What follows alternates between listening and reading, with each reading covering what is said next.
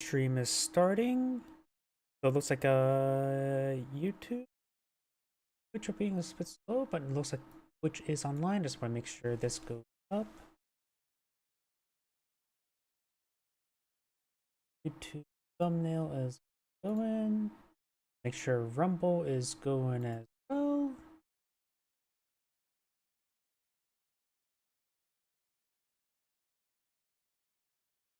Yep, says I think that's good. Play. Make sure that's muted. And yep, I think that's good. And make sure YouTube thumbnail is up to date.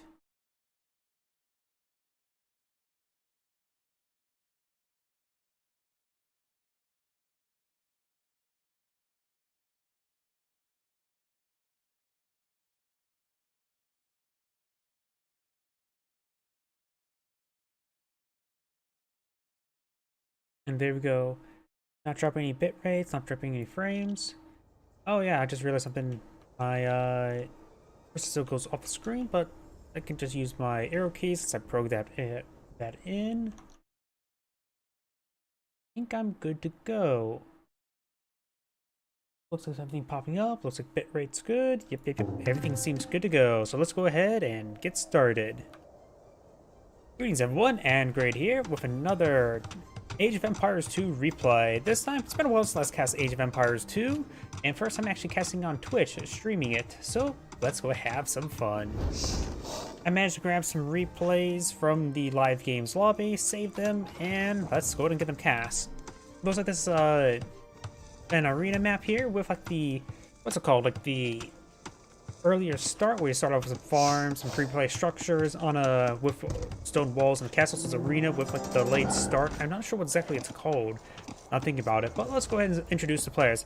So on the left side, spawning as the Persians, red Persians, we have Aten. Spawning as the blue Sicilians, we have NTC. Let's see now. Let's take a quick look at the bonuses. It's been a while. The Persians do have start with a bit of extra wood food, both 50. Town centers have and docks have twice the hit points and faster work rate in feudal, castle, imperial, but not dark age to prevent additional quick villagers. So yep, that makes sense. But yeah, the Persians like the original like tower town center rush back in like Age of Empires, Age of Kings, before there was town center had a stone cross. And apparently there's also boars inside the walls. Who let the boars in? And who let the dogs out? Ah, that was a horrible joke. That was a horrible joke. And we've got the other boar being brought on in. He does harvest this one in at the right time. Does throw some arrows there with now. And with Loom probably automatically researched, he should be able to withstand the boar. No, that's against wolves. Never mind. Gotta remember, it's been a while since the last cast of Age of Empires 2. Let's go and get everything cast started up forward. Both players going for the boars. Look, there's more villagers here on board as well to allow him to harvest them quickly, but he got a bit of a delayed start with the boars. He actually pulled the farmers off the line. If you go over here, the blue, the farmers are not off the line, so red will get more food from his boars, being a little more economical, and we've got some more farms being pulled out now. Looks like all the berry bushes still being collected. Maybe it's a better idea to go for those berry bushes, since berry bushes do collect faster than farms, if I remember correctly. Oh yeah, and we talked about the Persians. Let's go and talk about the Sicilians. The Sicilian bonuses. They start with additional 100 wood, which is enough for a town center, so they could potentially destroy their town centers and do a town center rush. Castles and town centers are built 100% faster. Is that really big for town center rushes? I may be mistaken, because I don't really play Age of Empires at all, especially not in multiplayer. Land and military units except siege weapons receive 33% less bonus damage, so the counter units are less effective versus them. And farms upgrade with additional 100%.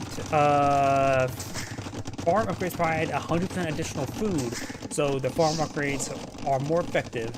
Though overall, farms still collect the slowest. That just helps reduce your wood not wood income, wood upkeep for your food. And we've got the dungeon replace watchtower line, which of course allows the surgeon to build those up. So he actually does start off watchtowers. That makes sense why they would start with watchtowers, because this is arena and no point giving them free dungeons in order to get their unique unit early on. So it actually does make sense they have watchtowers on arena maps. Both sides are collecting up just fine. Let's go ahead and take a look at the information. We've got 6 military for red. Let's see if we can find them. Looks like scouts. We've got some monks collecting out some relics for red. Looks like there's only 1 relic remains, and there is a light cavalry protecting it as well. And a light protecting cavalry over here as well. He went for the relics big time. I'm not sure how many are in here. There's at least 1, and he's grabbing 2 more as well. He may be grabbing all the relics. I was not paying attention. That's my bad. Let's go back here. Blue has a massive villager lead. He must have additional town center. There's at least 1. They're both Imperial Age being researched by Blue, I believe. On over in red, we do have 2 centers, 3 town centers as well. So Blue must got a much further town center with that massive villager lead. Or red also spent quite a bit of food on those light cavalry that may have caused it. But now we've got some forces forward and got a nice conversion there as well on one of the pikemen. And let's go and slow back down, only if I was quick on the draw. And we've got a massive push here with the villagers and halberdiers, or pikemen I should say, for Blue. So he's eyeing why some aggression now. We do got some light cavalry here. Light cavalry was useful, but now not so much, especially for the pikemen. But the light cavalry here maybe get the kill there, and does not stop the castle there. The light cavalry does get cleaned on up. We do also have an outpost. The outpost is actually quite nice, just for additional spotting. We do also got another line of walls here. But it doesn't look like it's fully built. That looks like an end segment here, so there's maybe an unbuilt wall. Yeah, it looks like that no, that's maybe? Hard to tell. That looks like an incomplete wall, though. That could be a camera playing tricks on me. There's also a gate here as well. Light cavalry is pushing his way forward, intercepting the villagers, trying to build outposts. Not a massive threat, but having additional reconnaissance like that is always handy. And they'll cost, what, 5 stone, 25 wood? They're very cheap. Really meant for scouting and also early detection. We got some stone in this area as well, and these stone walls, of course, additional walls. And they're not fully built. They're being built now. You've got a trebuchet upon red as well, safely behind these walls, and he finds or creates an opening right there with some petards. Obviously, pushing way forward. Red does. It's getting pretty close. 17, and it looks like a 17 versus 17. Red does have border reinforcements here as well. Maybe a couple champions help sway the battle. I'm not sure about the upgrades. We've got 6 damage, 1/1 armor. Blue has, I think, almost all its upgrades, so it's going to be very, very much in favor of Blue here. He's just very, very well teched up. We may see some militia line here. We've got Townsend here, loaded up with some villagers. Not a whole lot, just enough to get the arrows firing.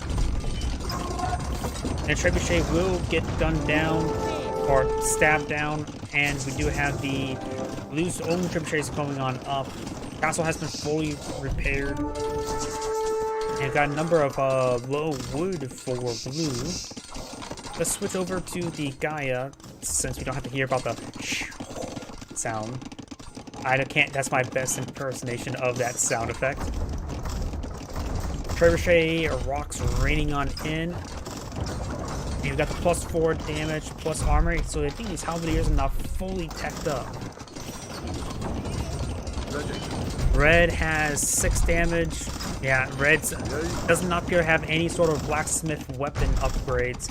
Does have some armor, but not weapon. This town center will likely go down, but the wood line still being harvested on up.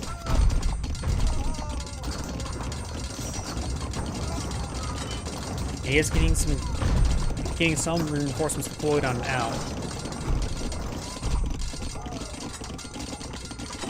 Red has a good number. It looks like he has got another round of armor on them, which is good.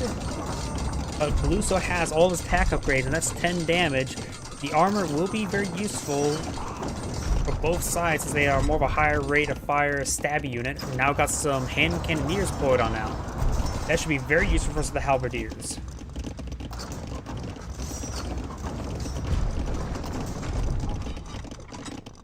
Blue's now bringing out some elite surgeons. Elite surgeons can, of course, deploy out those, what are they called again? Not Krapos, that's the Bulgarian unit, or Bulgarian structure. Trying to go for a town center here. Trying to garrison inside the town center as well. Donjons, that's what I'm looking for.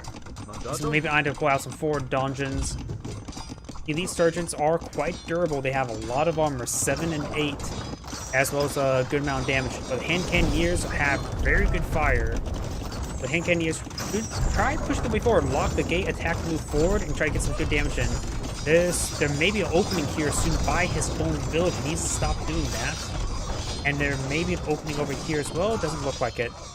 Try and wall up the area. Does have a single watchtower here.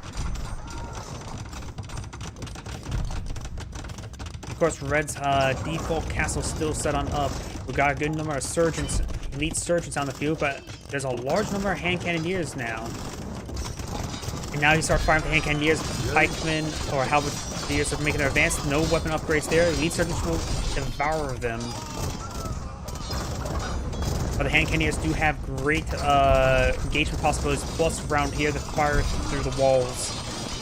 Got a good wave of halberdiers coming forward, but they will do nothing versus elite sergeants. Halberdiers are running around everywhere, disrupting the villagers. Blue has 140, Red has 93, so Blue has a massive economy advantage.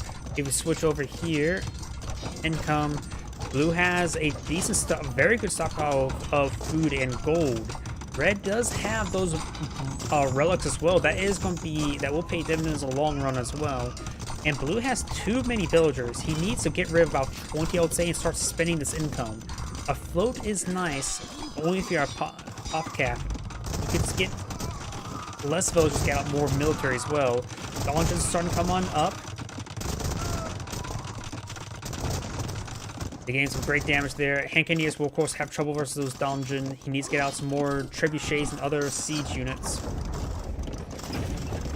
I'm not sure if I can't remember who can or cannot get bombards, but I think Persians can deploy out some bombards. But we got a nice little trebuchet engaging these 2 here. There are 2 trebuchets here. Actually, no, there's 3. My mistake. Donjon does go down. And got some halberdiers trudging forward, trying to get that trebuchet now. If he had werewolves as Britons, he would be able to get some great splash damage there. Gain some great damage onto those elite surgeons. He may be able to stop him before getting that donjon. He will pay quite a bit, and the donjon will be quickly cleaned up by the trebuchets. So going for these donjons are nice, but that's just too far forward. He doesn't even get the donjon as well, so should be able to pick that off no problem. Now here comes a massive wave of cavaliers. Looks like they may be fully. They look like they're fully upgraded. There's also some elite cavalry in the mix as well. Hand cannoneers do have high damage. These hand cannoneers need to stop hitting that donjon and start engaging the cavaliers. It's not being built, so then you don't need to be finishing it off immediately.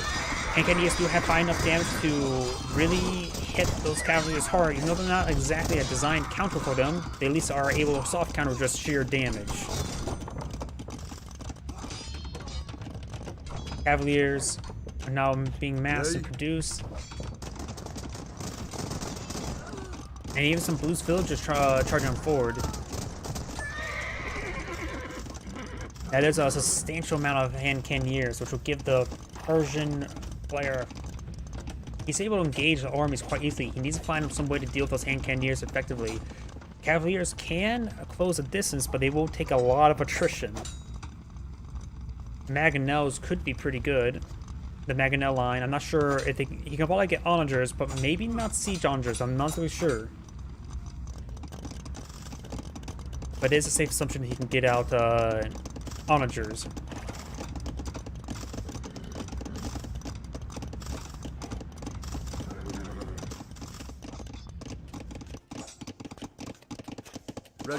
More Cavaliers and Elite Surgeons being deployed on out. Oh, here, Ram.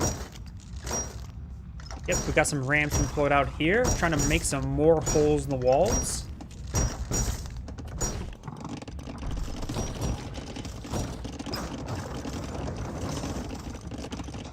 We got some fort castles as well.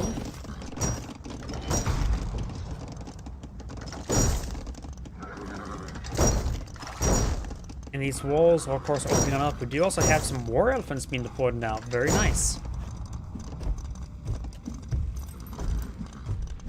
The war elephant's now bashing its head against the siege workshop. It will slowly get it. This town center may get cleaned on up by those rams, and plus there's a sheer amount of cavaliers. Hand Cannoneers or just pikemen right there. I'm not sure where the Hand Cannoneers may have went. We got a monk trying to steal himself a unit, but did not get it. And now Cavaliers now making their way forward. Hand Cannoneers making their advance. A handful of them can get inside the castle and increase its rate of fire.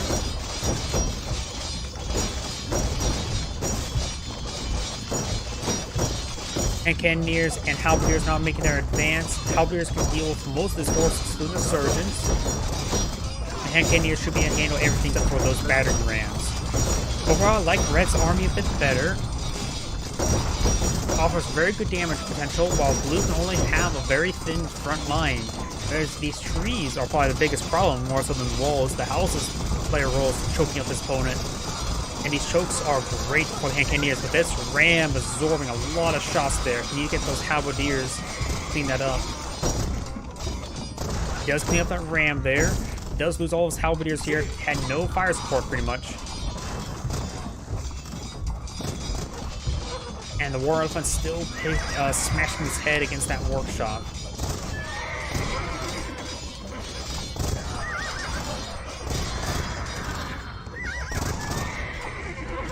More Cavaliers going down, deciding to fall back away from Cavaliers. I don't think Blue's army is just suited for this battle. Hand Cannoneers just pose too big of a threat. We do got some skirmishers, but they're not a counter unit for Hand Cannoneers. They just have too high damage.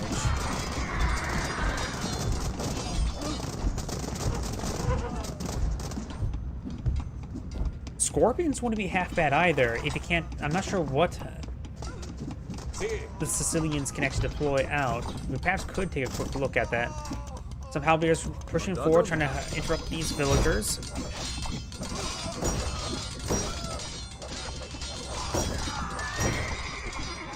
And got the Rams still pushing the way forward.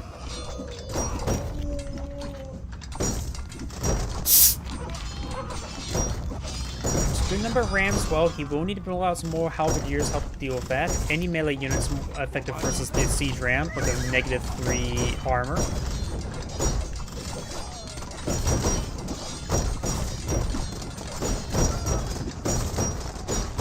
Now these houses are going down. And Red is sitting at 82 villagers. He's lost a number of villagers. Blue has not gotten rid of some villagers, so he is working with less military population possible. In fact, Blue only has 54 military units. That's a big problem. As well, Red is deploying a much larger army, though he is losing quite a bit to those skirmishers. Skirmishers are, of course, effective versus the Halberdiers as well. The monastery itself maybe was what's keeping Red in the game, getting that extra bit of gold income. Halberdiers charging up forward, getting the minimum range of those skirmishers, and now they should be able to deal with these rams no problem. If these starters pushing way forward, we've got a number of these dungeons around the map causing issues. Spreading the dungeons out like that is actually quite annoying to deal with. Now your opponent has to take time to clean up every single one, and you only need a handful of surgeons to deploy them. We got a trebuchet pushing way forward, trying to sieging down the castle.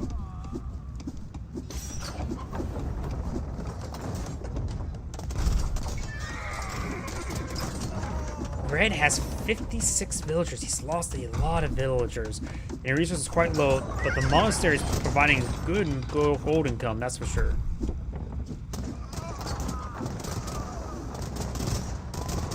Got another castle here, so that's be a good way to help close this breach. Very large breach, which is really smaller. And Trebuchet will go and take out that castle if that's shot there. But Red has a massive wave infantry who's moving his way forward. And is Red or is Blue? Blue is basically out of gold. And the monastery is providing Red just enough gold to keep his army going. And in fact, he has so many gold-based units, such as the hand candy you see on the field, he's able to cost-effectively engage all these trash units. You may have a pitiful amount of villagers, but as long as it's engaged at a much, much better rate. Who actually surrendered? Red has actually backed out of the game. Looks like the flanking maneuvers, all the Dawn just slowly bleeding off, actually made him believe he's not winning the game. Because he still has to go through a lot of his opponent's infrastructure. He had a bit of gold income, but not enough to really contest the game. By the way, this is Anagram saying thank you for watching, and on to next replay. Let's see now.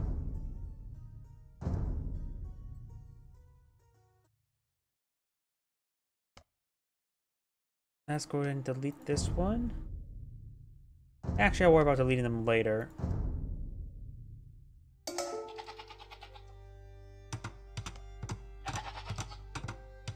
Greetings everyone, and Great here for another Age of Empires 2 replay. Spawn on the top left side as the red Portuguese, we have Nurab. Spawn on the bottom right side as the Cyan Chinese, we have Mur-Tarsuslu.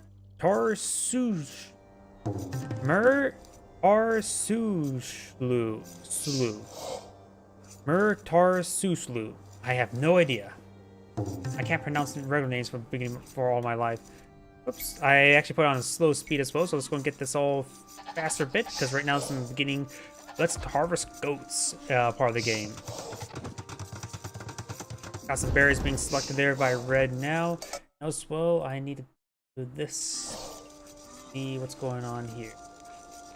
Perfect. Looks like the rhinoceros is being brought on forward. Does throw some arrows there with the town center as well, and finish off the goat there now. More and more goats are being collected. Very nice. And now we've got the ostrich being herded towards this town center, doing a great job with that. It does go ahead and finish it off so it doesn't run away as well. Now he starts herding the zebra. Plus the zebra and ostrich do provide the same amount of food. And having a bit of trouble there, though he's not really microing it, he has plenty of food for the time being. He does get, looks like the other rhinoceros collected. And over the right Cyan side, we've got some rhinoceros being collected as well. I don't know about his. Let's find some more goats there. Plus, these guys have not been selected either. Wild camels are not harvestable animals. And we've got feudal age here and feudal age on the way for Red as well. Let's switch over to Gaia, so we don't have to worry about all the sound effects.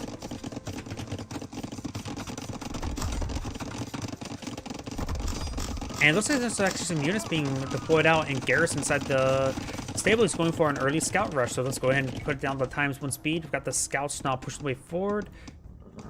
No upgrades at the moment. But we got a bit of a wall in here. No walls here. Red Scout may be able to spot this. Red Scout's also quite wounded. One of Cyan Scouts is also quite wounded as well. The garrisons, the buildings have definitely spotted it now. It does find an opening there. Does go ahead and quickly wall himself in. Great reflexes there deployed by Red. Going to try to punch down or slash down some of these palisades. He can repair up the palisade as well to keep these villagers safe. We've got a couple archers pushing way forward. We'll manage to get some shots there. He's hit this low health one first. He is focusing down the low health one. No, he's not. But actually, the spread fire was doing good work, getting some good focus firing there. This one may go down. Does lose as one. Reinforcing scout comes in to replace his fallen. So right now, it is one of the guys very, very wounded. 2 health remaining. Archers deal 4 damage, and he has 2 armor and scout cavalry, so he will get 1 shot. Yes, he did 1 shot that one there, so he may have overkilled it a little bit. Gets a bit of high ground damage there, I believe, as well. And these forces start making the way forward. Now eyeing for some counter harassment. We'll find this scout here. And we'll walk on by. He's actually going to throw some strikes onto them as they advance. And we may have a... No, we do not have a full wall off for Cyan. Ready. Let's get on top of the high ground there. And he could... Does not throw some arrows into the scout cavalry. Receive some low ground damage there. And doing a good job of dodging some of those arrows. As with them on the high ground receiving less damage, it will make them able to absorb a lot of shots if he needs to stall out for some time. More scouts being deployed on out. That's a lot of food investment onto these scouts, that's for sure. Cyan does have more villagers. 36 to 32.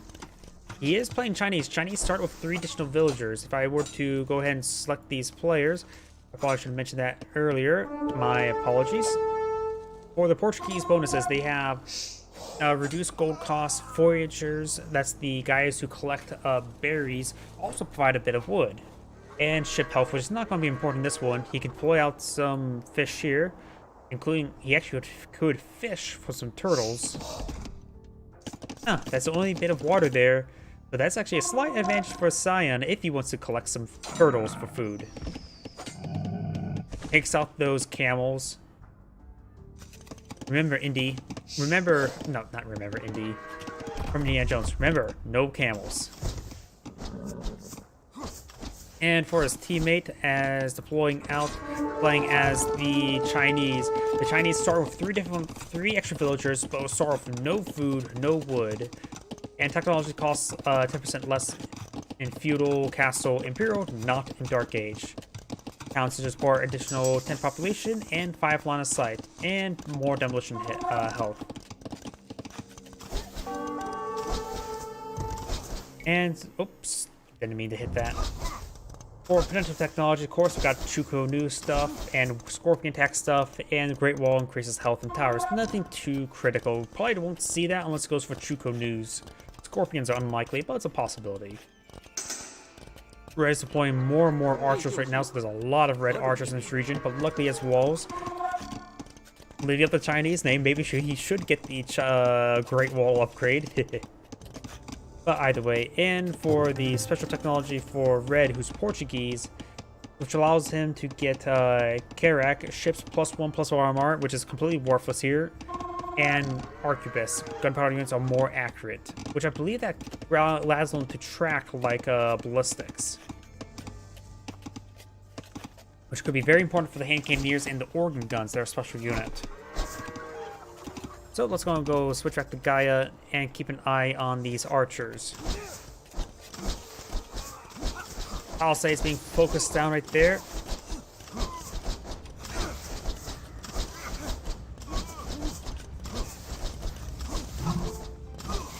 And Cyan has deployed out Castle H. He does got a good defensive team of skirmishers here. He closing the breach.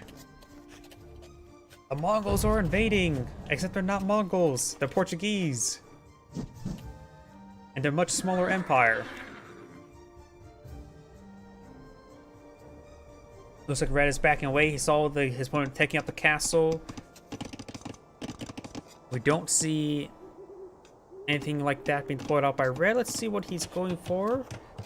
We do have castle being deployed out now. Yep. So castle is being researched. Good thing, no. If I switch to Gaia, I actually don't see what research is going for. By the way, Red is now deploying out castle. Got more villagers for Red, but he will be stalled out. So Cyan should be able to get ahead from any additional town center he's building, such as right there, which will be allowing him to get some stone. He may be eyeing for some forward castles or defensive castles. There's 19 archers here. That is a large number of archers, but the villagers can quickly get us inside this freshly built town center. And will he react in time?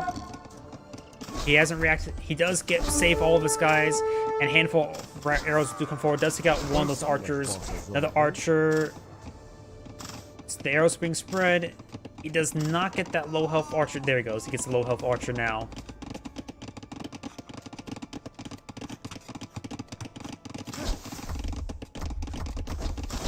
And he does go ahead and gets inside this town center. These town centers do not have any range upgrades to protect these nearby areas, but does actually get inside there now. Get some nice sporadic arrows. Decides to pull out some houses there, but it's not exactly going to protect them from ranged archers. Getting some great damage there, and does have some elite skirmishers now deployed out. He has closed out this palisade as well, so he's backed himself in the corner. He's going to lose all his archers currently, and we do got a number of skirmishers trying to skirmish around.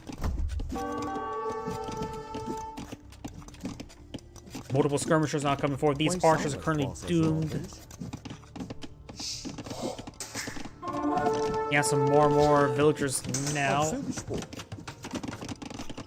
Switch back to Gaia. Ready.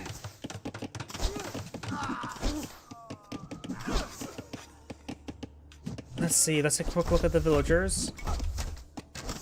And we got crossbowmen out deployed now. So he is not going straight for Imperial to get out hand cannoneers. He's just going to go for crossbowmen and may want to eye for defensive. Portuguese do have more assets, probably more geared towards Imperial. If he gets out a castle, he can pull out some organ guns, which could be very useful with against these assets. But they are expensive. And these 7 crossbowmen will probably have trouble versus these 7 skirmishers. Unless they get the high ground advantage, that could change the difference, but who knows. There's got another guy's garrison inside these archery ranges as well, so maybe it's going to be an ambush. He's maybe going to try to have them push forward and get ambushed by sheer numbers. Let's take a quick look at the villagers. Red is falling behind on villagers. Cyan is doing great with villagers with the extra town centers. He has 2 extra town centers at the moment, so Cyan's pulling very far ahead with the villagers, even though he has lost a number of them. Red only has 2 town centers. And it appears to be all 5 relics on the field. Nobody's gone for a monastery just yet.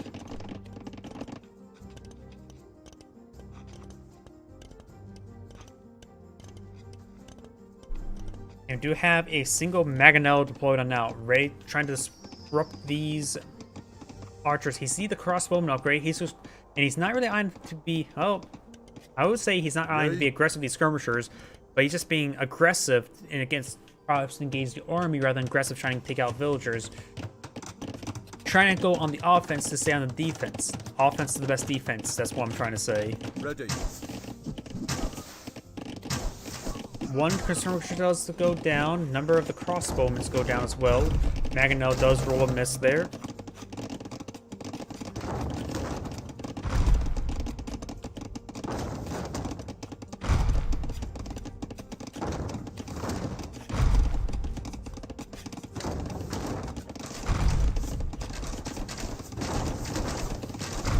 Good damage there on the town center. The town center only has 6 range. These forces do have 7. Yeah, has 7 across all of them, so able to outrange the town center, so he's unable to really defend himself all too well.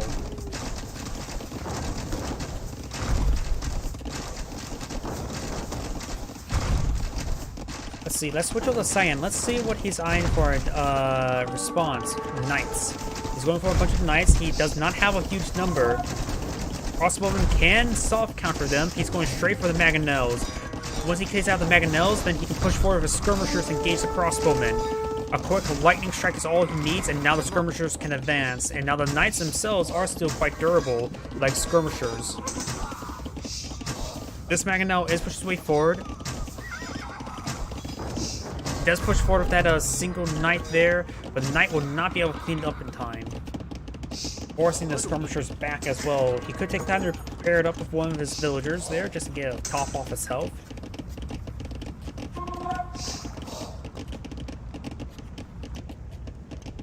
Second Mangonel is being deployed on out. What is Cyan going for?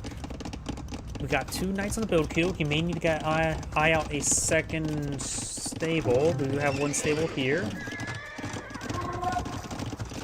More mills. He's just Cyan's eyeing for just booming up. He is at pop cap as well. He has another forward stable. He's trying to get out some more knights for defense. 2 Mangonels make their advance. Trying to play the town center, trying to stall out his opponent. and notices nothing's inside the town center and maybe too low to be garrisoned, allowing he could push towards he's pushed towards crossbowmen into the town center. Mangonels they hit that town center, get them out of there. It looks like he does have enough health to garrison it. And there we go, now he's de-garrisoned. Now he's able to hit those villagers. Skirmishers are advanced, trying to hit these crossbowmen. Mangonels trying to push forward, trying to engage the skirmishers. Town center is still up, and Knights do find an angle there. Going to try to hit that town center now. Town center's down to 85 health. Town center's now fully dead. But all Mangonels go down. The Knights should be able to get some great hits there on the crossbowmen. The crossbowmen can't really stand a fight because skirmishers are pushing their way forward as well. He's doing a good job focusing on the Knights. The crossbowmen is slowly being whittled away. Mangonel pushes way forward, finds a shot there, gets a great hit there. Does do a split there, getting some damage onto them. He does get another kill there now.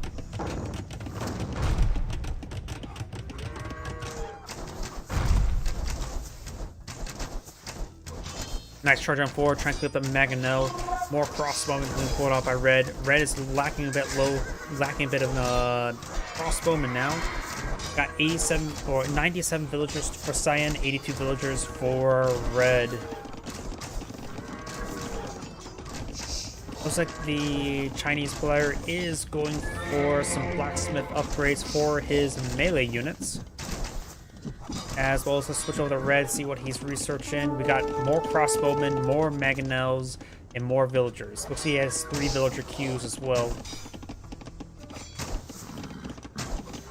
Good amount of stone being collected as well. He may be eyeing to go for Imperial Age and perhaps get some Federitas. They're hit or miss, really. They're great in the long game because they don't require any sort of villager work.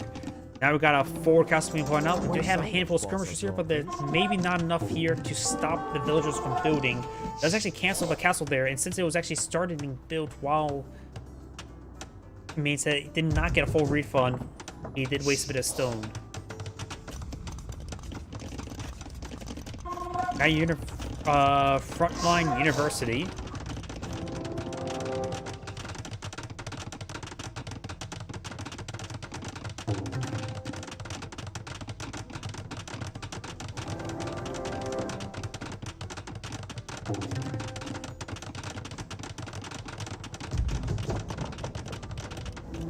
And a castle has been built. Let's see if he deploys out any organ guns. It's a decent hit there on those skirmishers. None of them are very, very wounded.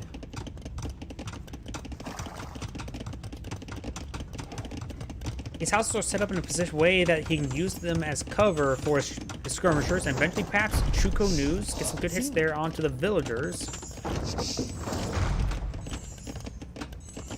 And I hear a monk. Very nice. He has so many wounded units. The monk there does provide adequate value.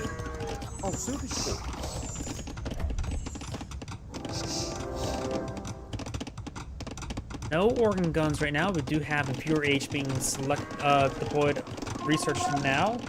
You could go for a Federita to get a constant bit of resources that he can start getting dividends. The castle has been spotted there if he hasn't already.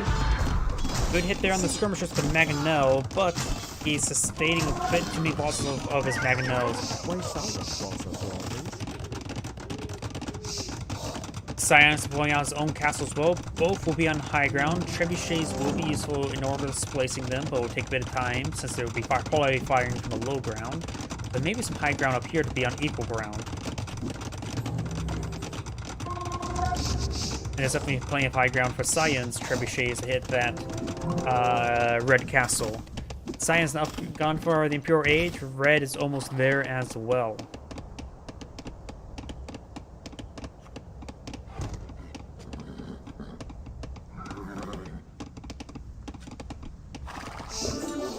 Got some walls and some lions. He's petting the lions.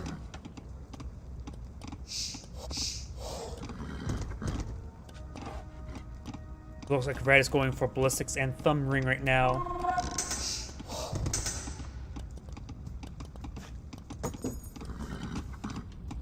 Cyan, my avatar is actually blocking the scoreboard, but Cyan does have quite a bit of point lead. But we got Trebuchet deployed out by Cyan. He has a good number of escorts here as well, so he won't be able to rush forward for archers. The castle alone will protect the Trebuchet against archers. Let's take a look at Cyan's build queue now. I don't see any. Oh, he just got Pure Age, so he could potentially pull out a Federita right now. Can I repair out of resources? Seems like he has plenty of resources. He doesn't have enough. Doesn't look like he had enough stone for a Federita either way.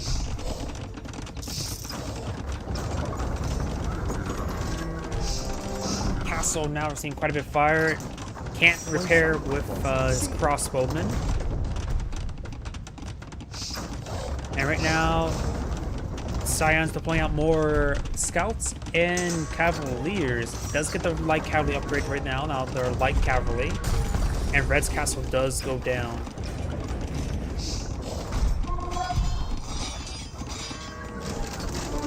Got a good number of crossbows, and looks like Red has backed out of the game right there.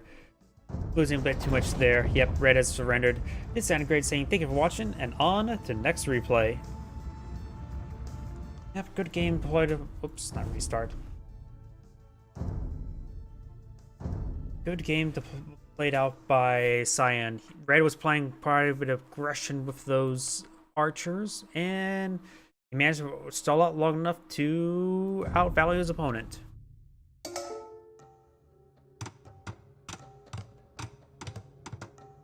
Greetings everyone, and Great here for another Age of Empires 2 replay. Spawn on the bottom left side as the yellow Hindustanis, we have the Sapo. Spawn on the top right side as the blue Mayans, we have I Am Van. Oops, I actually went to slow speed right there. Let's go and get these replays start going quicker sooner rather than later. We also got some pig scouting going on. You know, pigs can never look up, I believe, if I remember correctly. But that could be a mistake. Or a lie.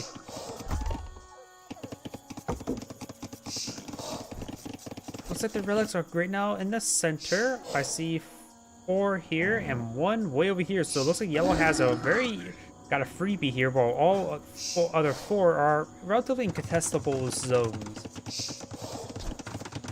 But the person we're observing, yellow, is going to loom.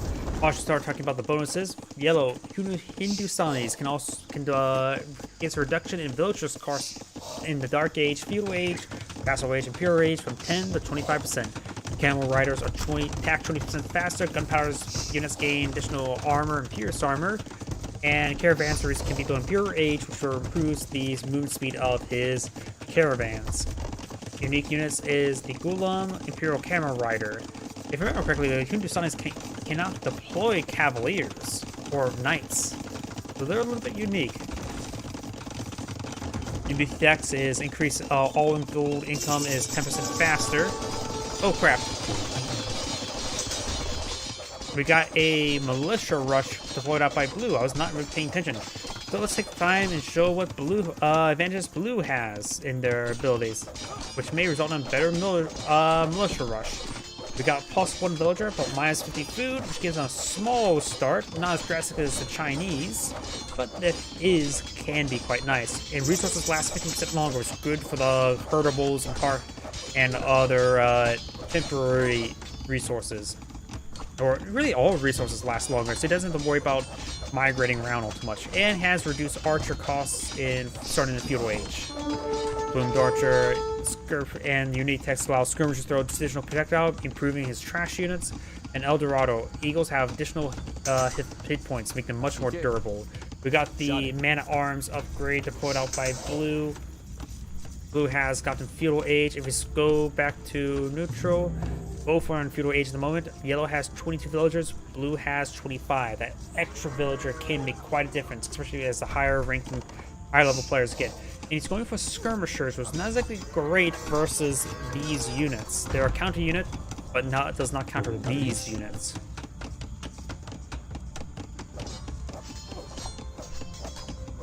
He is starting to reinforce his walls with houses, which is very good. and spending a lot of guys on these bamboos to get additional food. He does not have a lot of surface area here as well, but his villagers are relatively safe. And trying to clear these bamboo shoots so he can get more surface area around his town center. Tabish. The militias are now receiving some javelins. The javelins do 2 damage. I'm not so sure about any hidden damage, but I don't think they do any hidden damage versus men-at-arms. And men-at-arms have 1 pierce armor, so skirmishers literally do 1 damage. He has to play around his town center while these men-at-arms can just go around and start being also annoying, hurting him inside this region. Blue has not bothered to even start walling off because he has the aggressive advantage. He's getting a lot of gold income as well. Well, I don't think Yellow has even touched his gold just yet. Yeah, that looks like that's all untouched. Of course, the Mayans are known for has a tech called El Dorado that's supposed to be a city made of gold. Of course he has gold. While the Chinese are mostly known for silver. Trade with the British for tea.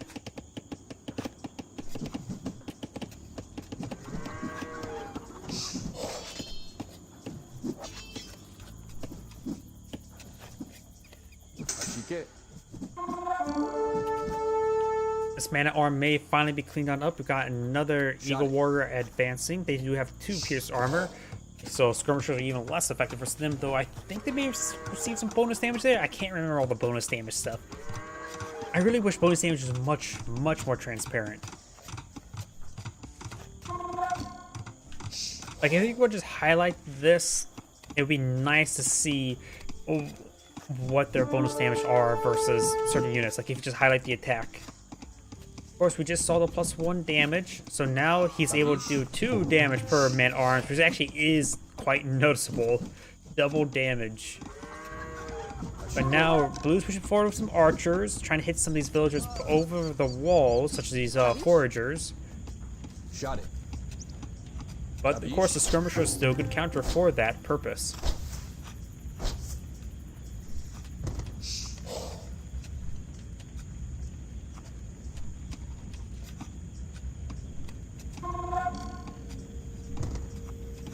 More and more villagers, or more and more skirmishers having deployed now. Let's take a look with villager count. Blue does have a still small marginal lead. It also has actual gold income as well.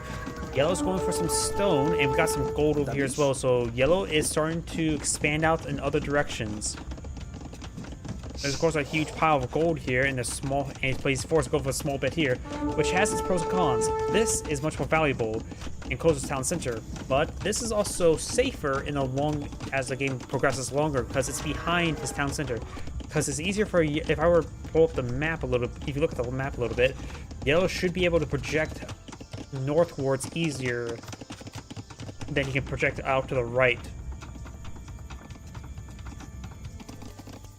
Blue can have some more safer stone because he needs to project down this way and this way easier, so he should be able to get some good amount of stone and wood.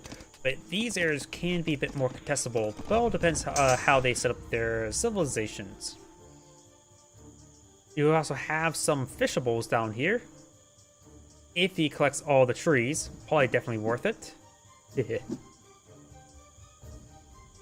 Skirmishers surrounding the archers. There's a good number of archers here, 6 archers. Eagle Warriors and the Man-at-Arms are trying to engage. He needs to make sure they're not grouped up together. Eagle Warriors, of course, have 2 pierce armor, and these guys only have 3 attacks, so should only do 1 damage each, unless there's some hidden bonus damage I'm not aware of. Let's take out the Man-at-Arms there. Very nice. Shot it. And he does actually have armor upgrades in the skirmish as well, so he should receive less damage there. But of course, the bonus damage is something I'm not familiar with. Another Eagle Scout goes down. But Blue has been being quite aggressive in this entire game. Blue has tacked up to the Castle Age. Very nice. Last Eagle Scout does go down. And his, now he's potentially able to get, oh, look, there's also the research stuff on the right. I could have looked at that earlier. I'm such an idiot. But now you can pull out the plumed archers and get the Chi javelins as well. Let's throw some villagers in the town center as well, which is great for blue. So switch over back to yellow. Got castle being researched as well. He has a boy on market there, but he may have sold off some resources to get the castle age. He wasn't harvesting this gold for very long, but there's a good number of miners there. Yep, if I were to highlight this, I can see what research he has and what research he can't get whatsoever. And he has a lot of decayed out farms. Another town center going for yellow immediately, but it's come Eagle Wars or Eagle Scouts push the way forward. But of course, they can get quickly focused down by the skirmishers. It does get nice and close there into minimum range, but they should be focused down, no problem. And we've got a wave of crossbows coming forward for blue. Getting 2 quick picks there as well. That's great. I think that made the first 2 villagers down.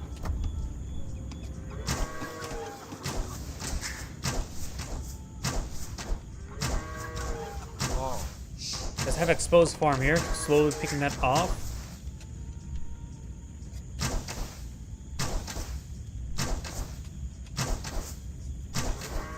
Only 40 food left in this farm, so killing it is actually not that important. Does do some great dodges there. Loses, however, some more crossbows, but he's doing some great focus fire on the skirmishers. They have 4 pierce armor, and these crossbowmen have 7 damage. They're able to do 3 damage apiece. And these are just regular skirmishers, not elite skirmishers. They only have 30 health.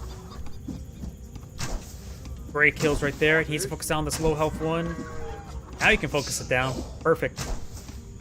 All the skirmishers are now down. Losing this farm is not a huge problem, like I mentioned earlier. 40 food is remaining. And we got a forward castle going out. I probably would have pushed a little bit farther forward on top of the high ground to get the attack and defense bonuses. But maybe he wants the radius there to help protect his stone mine.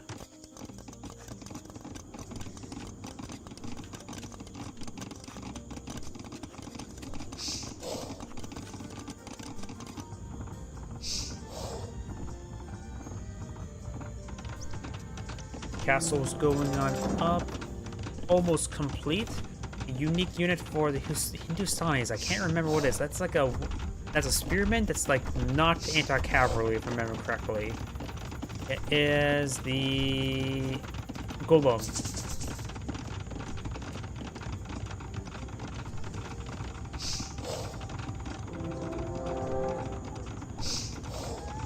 And here comes a Golem as well. Looks like they have a pretty fast creation time.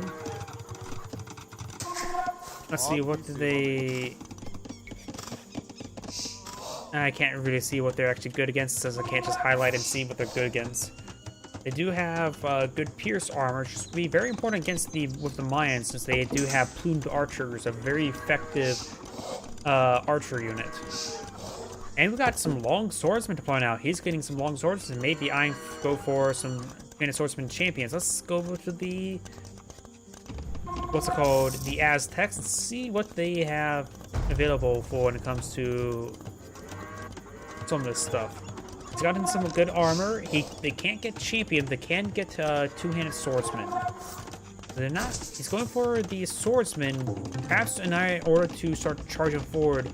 And he may not have murder holes. If he doesn't have murder holes, then these long swords can pick off that castle.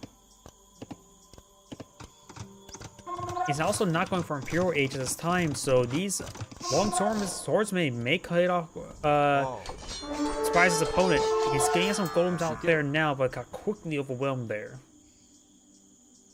Let's switch over back to yellow to see he has murder holes. Hate how it jumps the camera.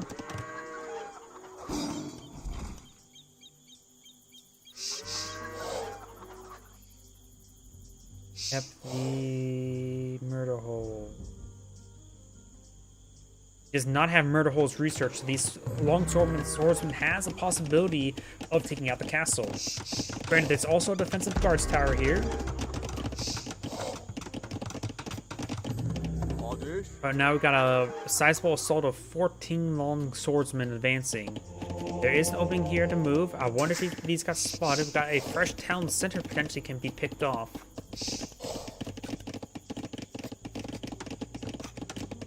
And here comes a long swordsman.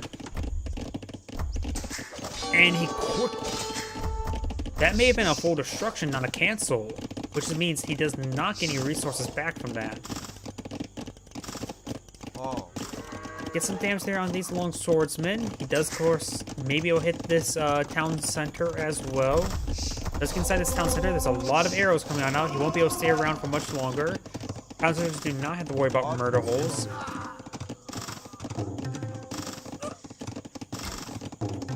And we do have a cavalry archer deployed on now. Interesting. Let's take a quick look and see what cavalry archer upgrades he can get. He can get a heavy cavalry archer. I don't... Maybe not Parthian tactics? I don't see that research there. Yeah, he cannot get Parthian tactics. I can see he's X'd out. Oh. So you can get heavy cavalry archers. It's not Parthian tactics. And currently right now, looks like he has some damage upgrades on the cavalry archers as well. Getting some good damage on these forces. Very nice. He can just go and back away. The cavalry archers are actually a pretty good unit this time, though he's not microing whatsoever. And I heard a monk relic being picked up. One cavalry archer does go down. They're expensive. Maybe could do a little bit better hitting and running. Does lose 2 more cavalry archers there. He does take out all the long swordsmen. So overall, good engagements there by Yellow. It did delay some economy there. Yellow does have 89 villagers. Blue only has 77.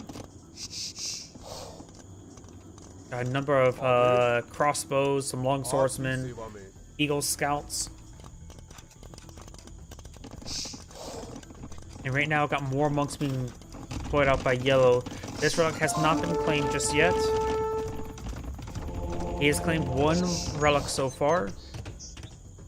And this one is being going to be grabbed by this fresh monk.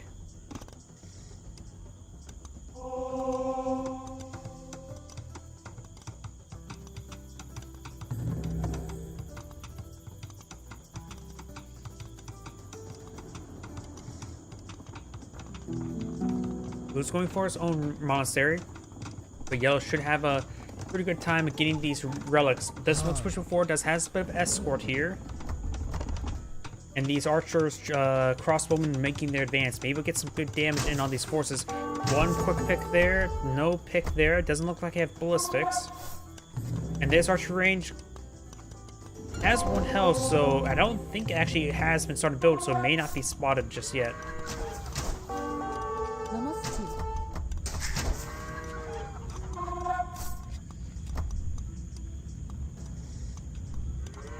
These archers will be backing on off. Looks like this relic has been claimed. We've got some more golems. Or gilams.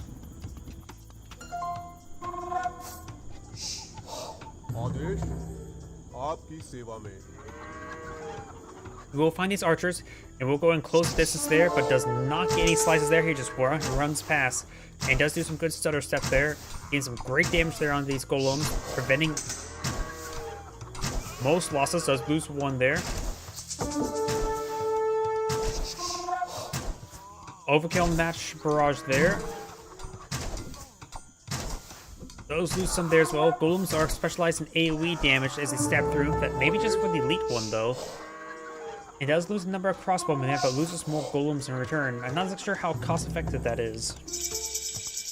And now we've got Imperial Age for the Hindustani. Both players are on Imperial Age right now.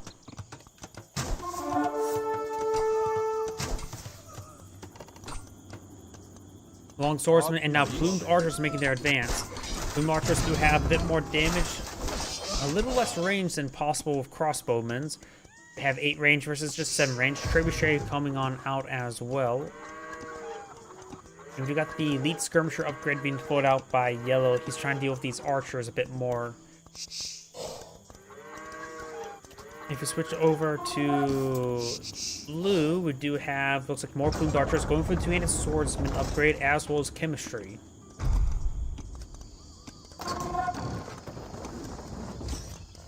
Now we've got some trebuchet rocks raining on in, doing some good damage there on this town center. We do have 115 villagers for yellow, 101 for blue.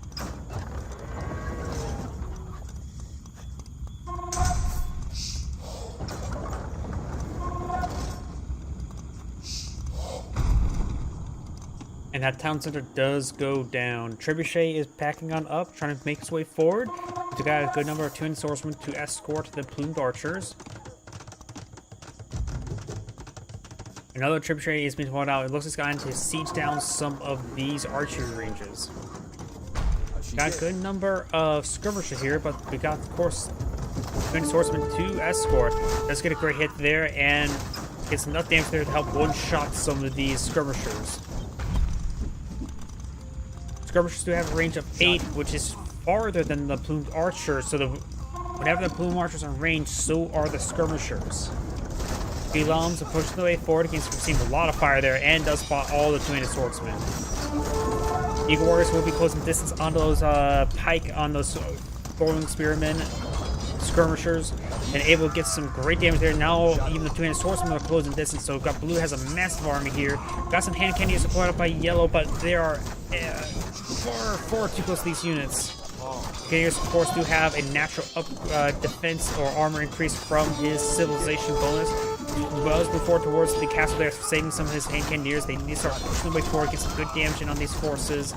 Number of yellow's villagers gone down, so has the military. Got the town center being garrisoned as well. Hand cannoneers are being focused down now. Plumed archers and hand cannoneers do have the same range.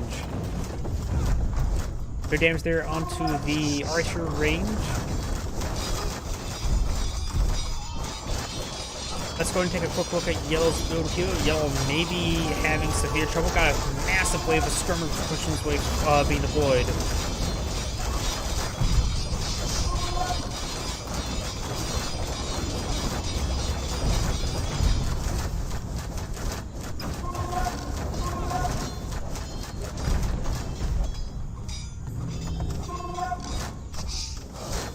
Yellow skirmishers does get picked off there. Got a single guard tower here. And a lot of skirmishers going on out. And these two-handed swordsmen are being slowly cleaned on up by these skirmishers. Yep. Hand cannoneer increased to range as an upgrade, so he's going to need to get up 9 range hand cannoneers, which would be great for those plumed archers. Outranged by 2 is a significant amount. Hand cannoneers getting some great damage there onto the infantry. Skirmishers coming from our flank, getting some good damage there onto the plumed archers. More skirmishers pushing me forward, so as the hand cannoneers. And with an 8 range of the skirmishers, they can be on the front line as hand cannoneers in the back if he gets that technology. So he doesn't get the technology just yet. It's probably pretty expensive, especially right now when he's under siege.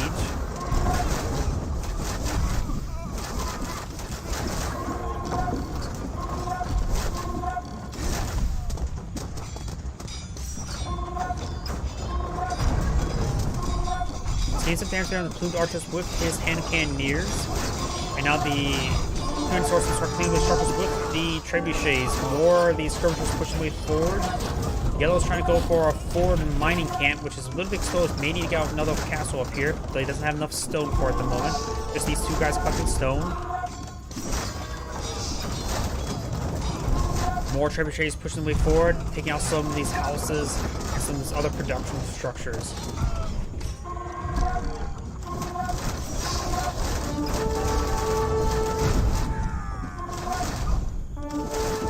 Archers making their way forward, able to focus on these skirmishers quite a bit. Does have the high ground advantage, so getting some extra damage, which is very important. And plus the low ground disadvantage, he's able to do less damage with the hand cannoneers. Yellow's starting to really collect some of this income right now. May need to throw some guy on these stone, get it up, and perhaps then deploy out a defensive castle or tower. Good number of skirmishers and hand cannoneers on the build queue as well. Oh, over here, I didn't realize all these Eagle Warriors pushing way forward, getting some stabbing all these villagers.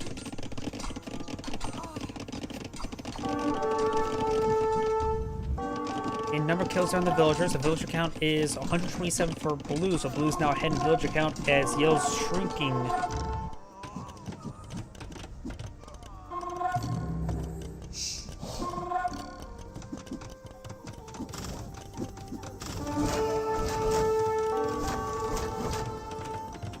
A lot of plumed archers right there. We do also have a town center going up over here. Plumed archer squads do have the high ground advantage, get some great damage in right there. And town center does get deployed. On the left side, single eagle warrior there being cleaned up by the skirmishers. And maybe now, since it's sort of got to a low point, maybe we should try getting the increased cannoneer range. But maybe try and max out his army before he gets that.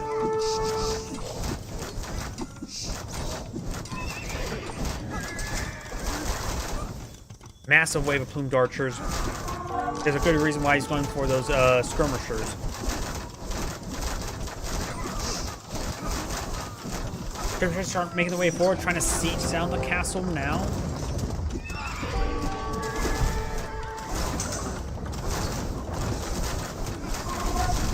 Yes, he also does need a hand cannoneer range sooner rather than later because allow him to engage these plumed archers much more effectively with the hand cannoneers. Handful of 2 hand swords push the way forward. Hand cannoneers, big wave of hand cannoneers now advancing as well, which should be able to overwhelm the infantry that may advance. Plumed archers are firing against from the high range. Tributaries are getting some good damage there onto the castle. We're going to have some more reinforcing forces advance. We've got the hand cannoneers, or some of these skirmishers getting hit by the champions, or 2-hand swordsmen. All the tributaries do go down to the hand cannoneers.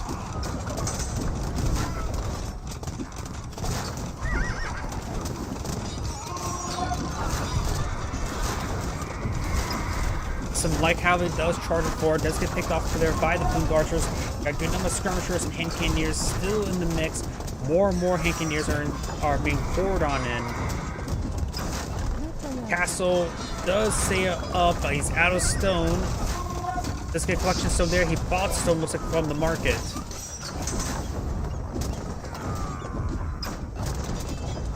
Now we got some light cavalry going out. He's trying to close the distance against those plumed archers with some light cavalry. Hand cannoneers still pushing way forward. Skirmishers and hand cannoneers trying to deal with all the stream of champions.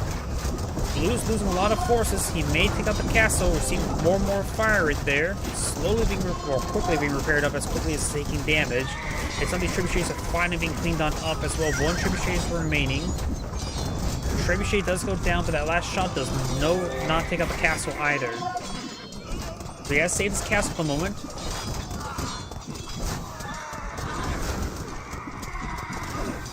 And he's going to get out a wave of villagers, because he is a bit low in villagers. He is lower at least on his opponent. Trying to get up to 130.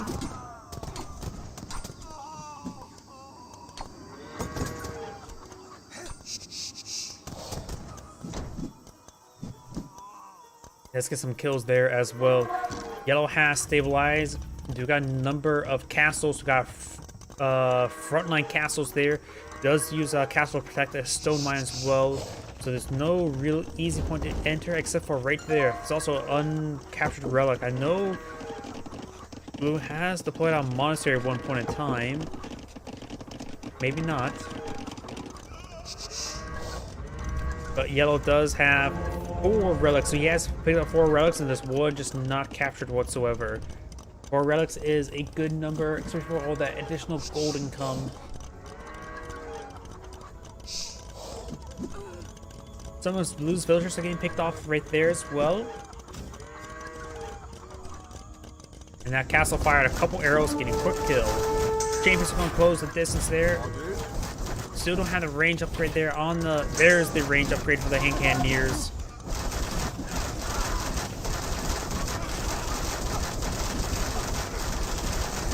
Skirmishers receiving quite a bit of fire there.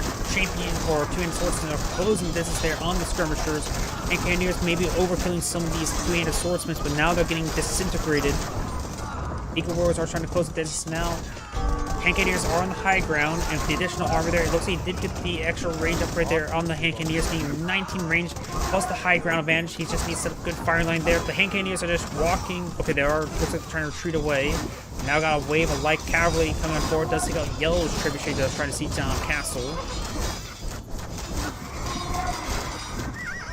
Trying to stay in its Hand Cannoneers, more skirmishers and light cavalry advancing. The light cavalry will not be able to do much versus those two-handed swordsmen.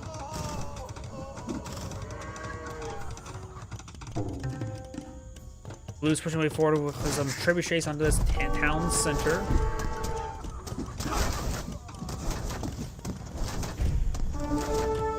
It's getting some good damage there on the town center now. The town center will go down. Fresh castle brought up by Blue, which looks like he is out of range of hitting that gold mine, and there's also a gold mining camp there, so he's not disrupting the gold income, just the defenses.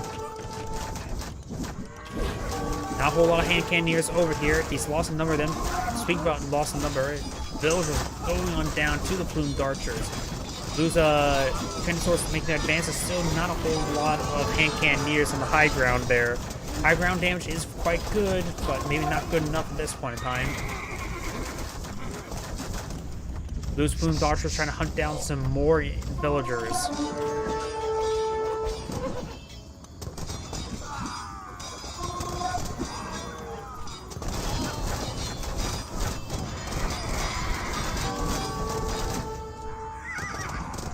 We have Eagle Warriors right now. Doesn't look like he's gotten the extra health upgrade on his Eagle Warriors either.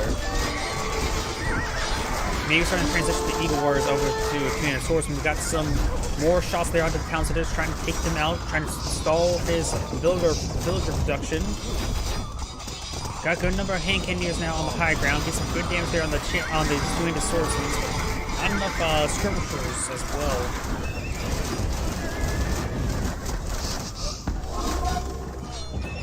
More light cavalry trying to push their way forward, trying to provide a bit of more buffer. Hand Cannoneers do find a nice range advantage. Light cavalry trying to close the distance onto these plumed archers as he starts running away. Got a good massive wave of villagers. He's trying to steal his opponent's gold.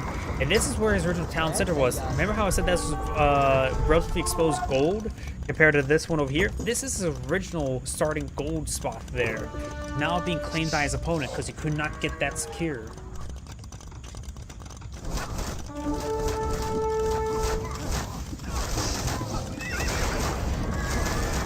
Skirmishers are advancing. He's good damage down the plumed archers. The plumed archers throwing a lot of rounds there on the skirmishers as well.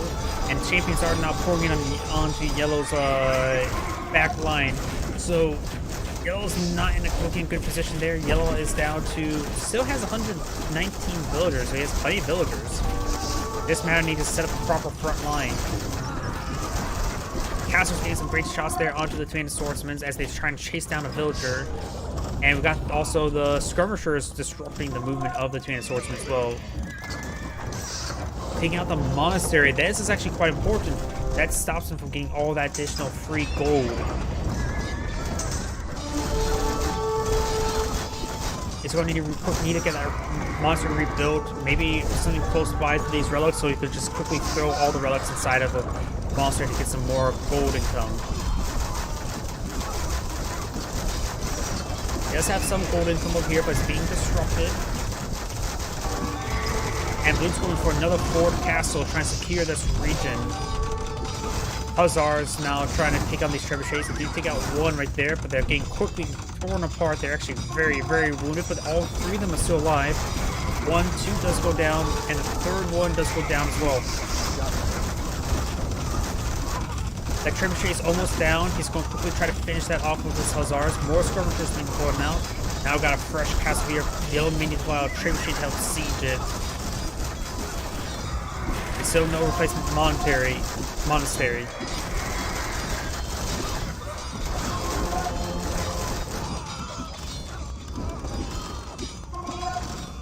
More of these skirmishers going on down. And it looks like we don't even see the two pike spear skirmisher upgrade just yet either for the mines.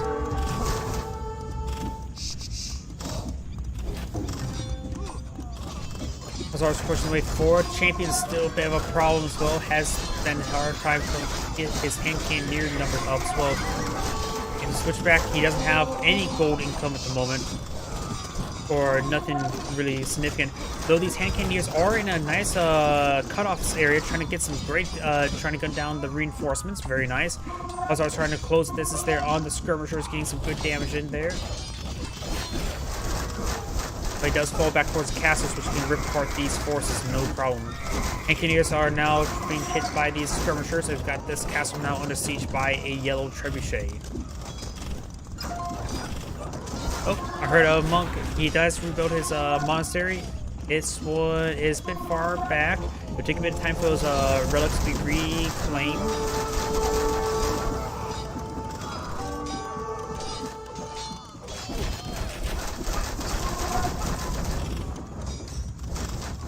Looks like the castle throwing some rounds there onto the nearby houses.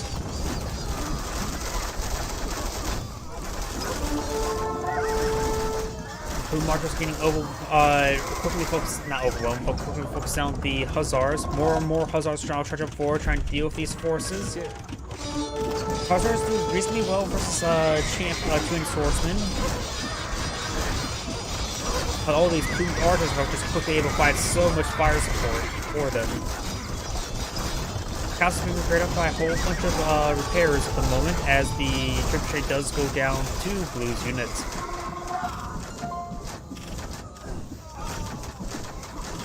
He does go ahead and stop this gold from being collected, but it's quite a bit gone at the moment.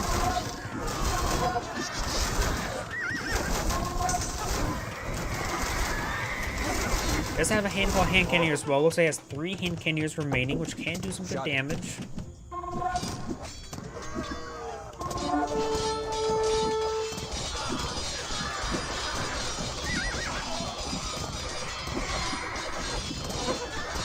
And it's getting some good damage there on the Hussars. Hussars just can't stay around for long enough. Got the skirmishers slowly pushing their way forward, trying to gauge these Blue Archers. Blue's now charging forward, trying to get some more of this gold claim.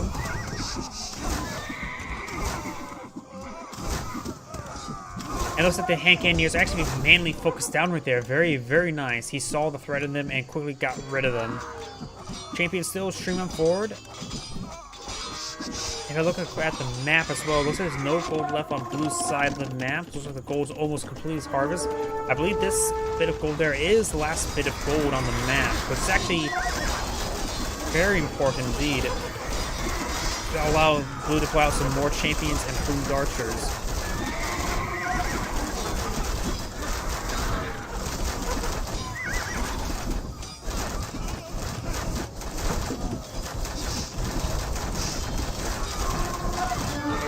Hussars are trying to get some more damage on in, getting some, but they just need a bit more of them. We got another castle being deployed out here. This one's going to be on the high ground. And getting a high ground castle here can be very useful to help protect this region. Though Blue can reorient his attack over in this region. Looks like 3 other relics have been claimed. The monk's trying to clip the 4th one now, and this relic could be intercepted by the Plumed Archers. So Yellow does have some gold income thanks to those relics, and able to get out perhaps some more hand cannoneers. Maybe deploy out hand cannoneers and garrison inside this castle to throw some more arrows for defense purposes until he gets enough hand cannoneers to actually pose a threat to these forces. These Blue Marchers are going down. Losing them are mostly permanent since he's lacking any sort of gold. Oh, no, Blue actually does have some gold income right here. But now the skirmishers are interrupting that gold income I mentioned earlier. Let's hop inside the castle there, getting quite garrisoned up, getting some extra arrows. But now 3 trebuchets are sieging that said castle.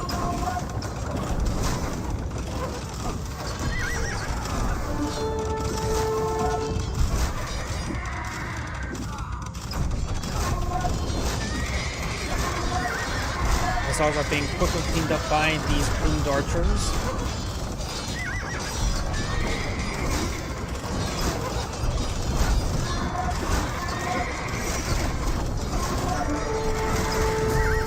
He does take out that castle there. This castle is still up and firing.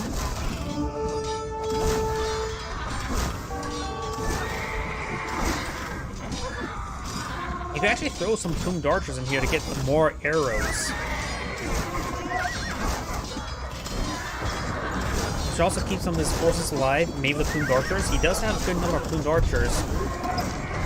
Throw them in there, get some nice health regen, and a lot of extra arrows for protective purposes. All of his plumed archers are quite wounded, so I'm not joking. Herbal medicine may actually be useful in this moment in time.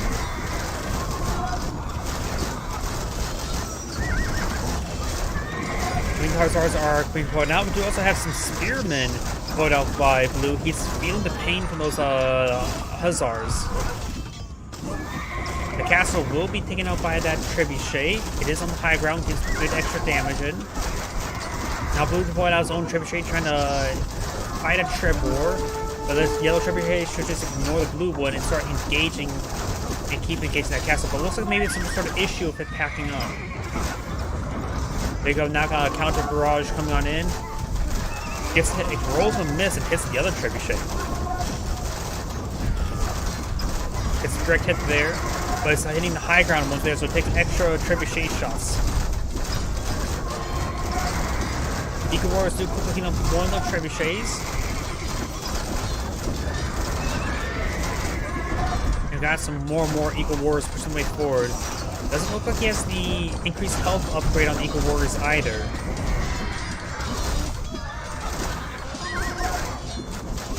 Trying to deal with these trebuchets, that golden come from the relics has been very important for yellow. He's also playing on some extra villagers. Blue's actually lost a lot of villagers. He needs more food, that's for sure. He has plenty of wood, so Blue needs to play out some more villagers for farming. And there's some cleared out regions here, so build out a quick mill, 8 farms.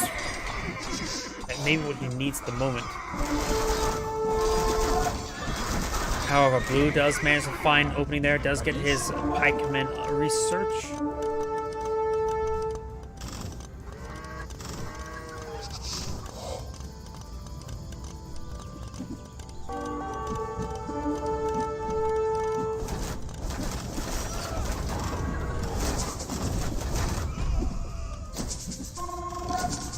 Speaking about food, looks like yellow is running a bit low on wood, so you will need to get more and more flame. And these 2 forest patches are likely going to not be touched for the rest of the game. These forests are slowly being cleaned up as well. There's plenty of forests up here for yellow. Now, those farming locations, ugh, that is horrendous.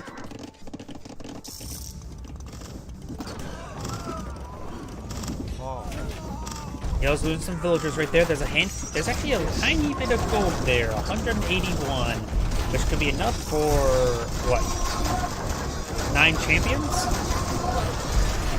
Castle's now under siege. He could throw some guys inside the castle, get some extra arrows to protect.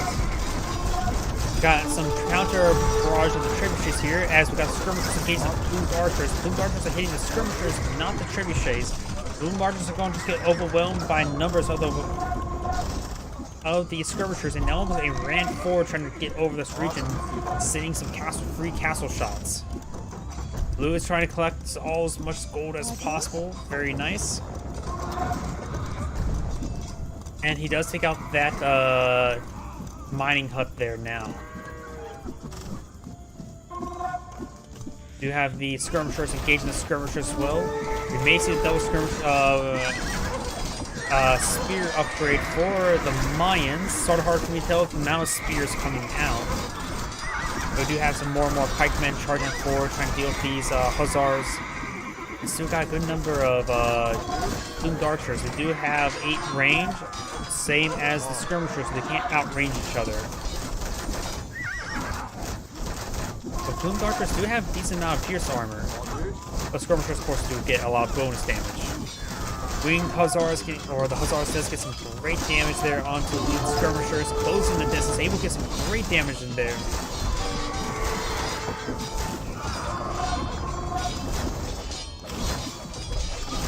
Blue's managed to overwhelm these blue skirmishers. Blue's not looking in good position. He needs to fall back to this castle there. He needs to rely on his own defense now, bringing in some more pikemen, trying to deal with these Hussars. But they're have so much skirmisher support as well. And of course, yellow does have...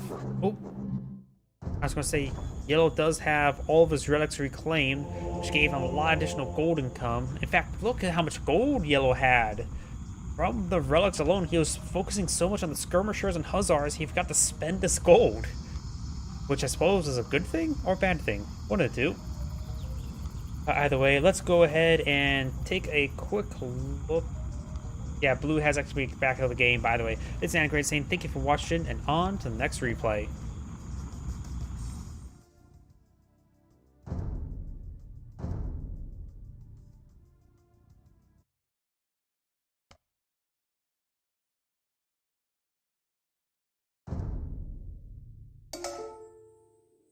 Looks like some goats been collected, but either way, is this the same? Nope, this is a different one.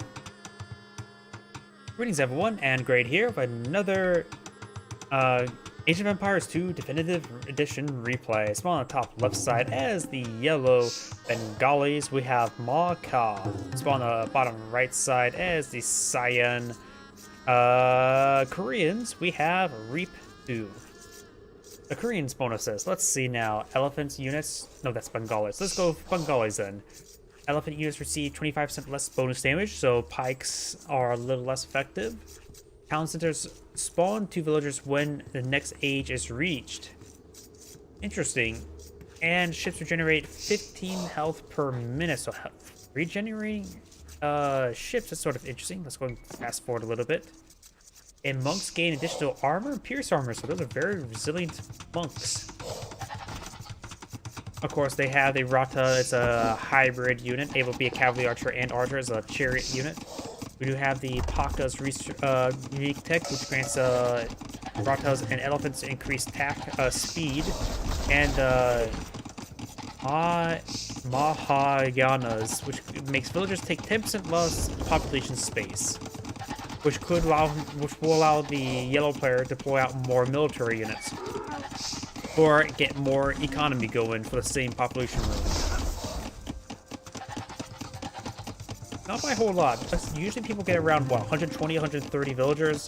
The 10% less population room will allow net them, actually, additional 10 villagers, or additional 10 population space would be quite handy. At, say they get 130, that's additional 13 population space for military, which could be quite handy, or you can get additional 13 villagers there. Or technically 14. So that can be quite nice. And plus, just reduced house usage in the early game can always be nice as well. Because, admit it, we all... Oh crap. We of course got a militia rush here. These militias I still have quite a bit of health. We do got 2 villagers down, looks like. Villagers trying to engage. We got the men-at-arms now deployed on out. Spent too much time talking. Yep. And we didn't take over look at the Koreans bonuses as well. As this militia rush is going on, usually Koreans are known for tower rushing. We got, of course, got the man-at-arms trying to engage. The villagers trying to protect the mill from going down.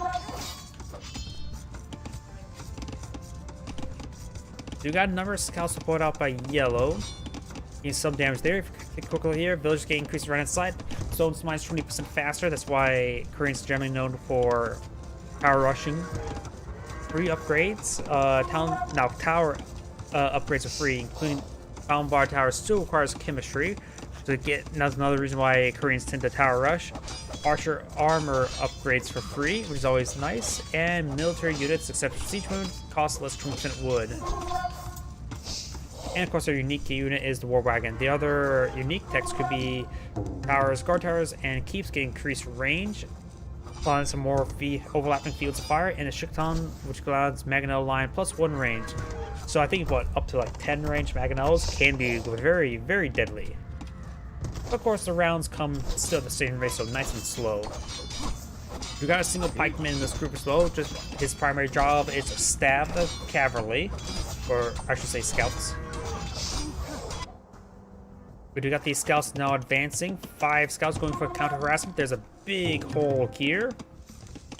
They're not Chinese. They're not known for building walls. There's some walls there, but they're gonna come in way, way too late. The scout village may get picked off. Cyan does have less village as well. Now one less to boot. I do have Archer in this group as well. There's a nice mixed combat group. But a bit too far away to protect his town. We do have one berry bush still remains.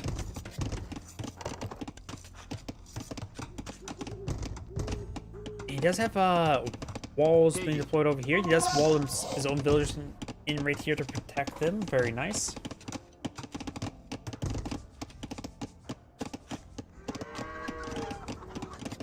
Oh yeah, and I realized I forgot to turn off my heater, so you may hear some background noise from the fan.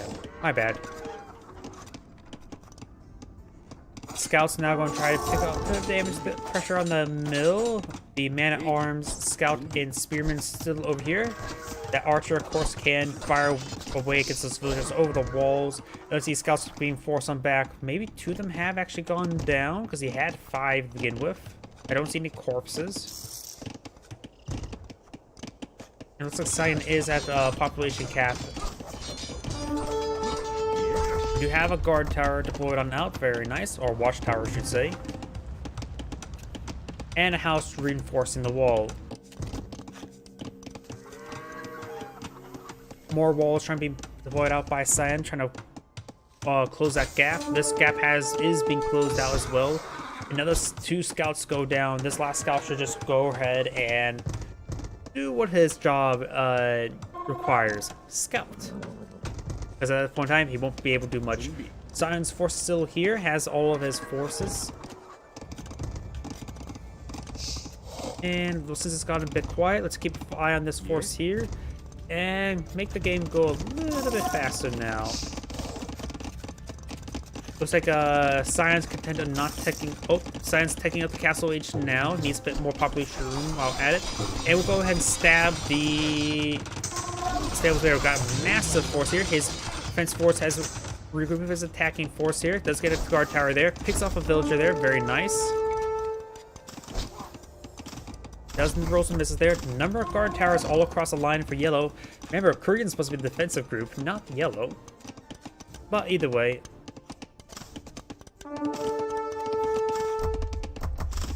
Does throw some villagers inside the garrison, getting some extra arrows. Does get some splash there. Doesn't have ballistics, so he's had trouble hitting these guys at as they're moving around. And now Cyan has got up to Castle Wage. Let's take a quick look at yellow. His Castle Wage is almost complete as getting the fletching upgrade, which will be useful for his towers as well, giving them a bit of extra range and damage.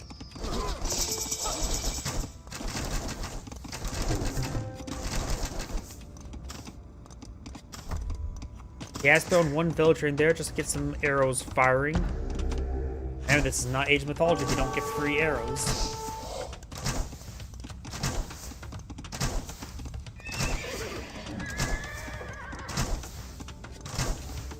Still has his men-at-arms and spearmen in this group, so he's just going to slowly pick away against his stable. He is denying usage of these handful of farms as well, though they don't have a lot of food remaining.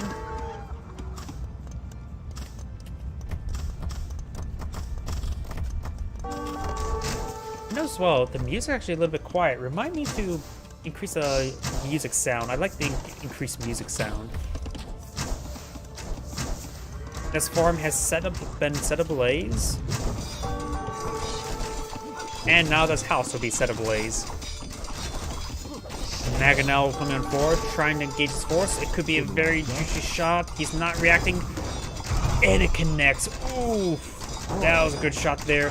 Follow-up shot, one crossbowman remains, and the scout could actually finish him off. And now we've got a battle elephant. Elephants are good. The house may have been destroyed by friendly fire in the end. We got a castle being pointed out, which is going to be useful for population space. We do have 47 villagers for 48 villagers for yellow, 43 villagers for cyan.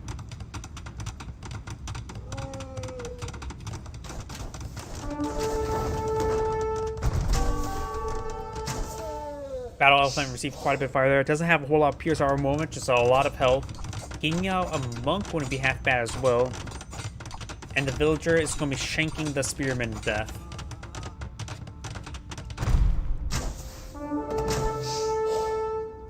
He's starting to dodge these Mangonel shots there. I think he learned his lesson. Though still, you can't dodge forever.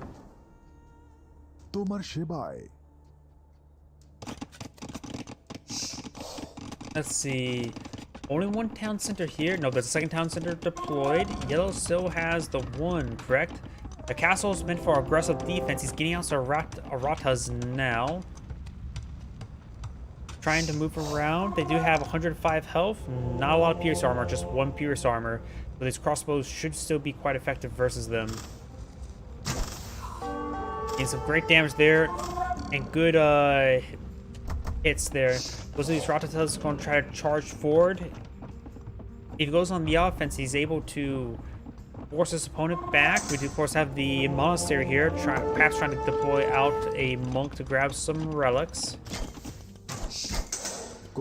Also, he doesn't have ballistics, which is causing a bit of issue. He can get ballistics, right? Yeah, research ballistics. He does go into melee mode now, trying to take out these crossbowmen, since he had trouble taking them out from range. There's a bit too many crossbowsmen here. Does pull out a monk there. Probably meant for those battle elephants, but getting these guys wouldn't hurt as well. Or relics. It does pick up the relic there as well, so both players going for relics. Got a relic down south. That's pretty easy for blue. This relic's going to be pretty easy for blue as well. I have a feeling that blue's Cyan's going to get 3 relics.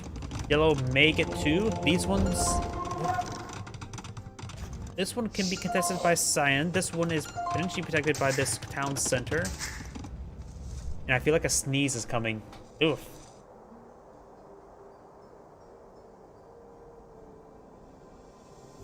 Oh, but sneeze is not coming. Got a good number of crossbowmen advancing. Just spot these guys here and got a university being deployed on out.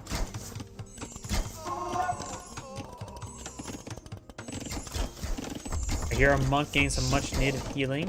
Probably because he's got a relic in. We also got a handful of Mangonels. These guys are quite wounded. That monk is needed for healing, that's for sure. With 2 Mangonels, harder to dodge 2. 1 is relatively easy to dodge, but when they're not synced up like that, you have to constantly be dodging a lot of the Ratatas. Constantly move around. Try to go for a capture there on one of these guys. It looks like he was unsuccessful. But this gate is also built on top of a house. Or in front of a house. University's now under siege. Let's see what the Cyan, see what's going to be doing defense. Both sides are building a whole bunch of villagers. Cyan's getting out his own Mangonels, as well as some more crossbowmen.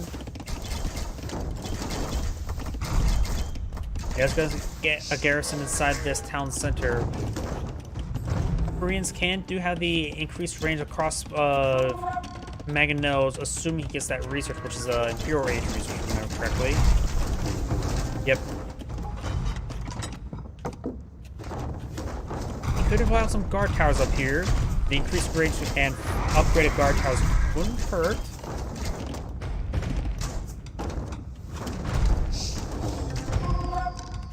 And now Yellow charging forward, trying to pull out Ford Castle. Yellow Scout also got into the mix, well, just causing some issues. These guys are done collecting the gold miner, or no, they're builders. He does spot this castle. He needs to get out something now. Ratanas pushing way forward. Got a number of crossbows able to gauge the Ratanas now. Mangonel gets directed there on the Ratanas. Ratas, I really don't know how to pronounce the name.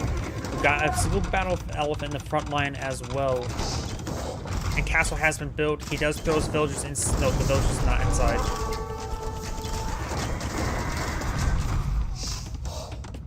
Blue's going for his own castle, and maybe in ranges of this castle. He doesn't have ballistics, it's missing that villager quite severely.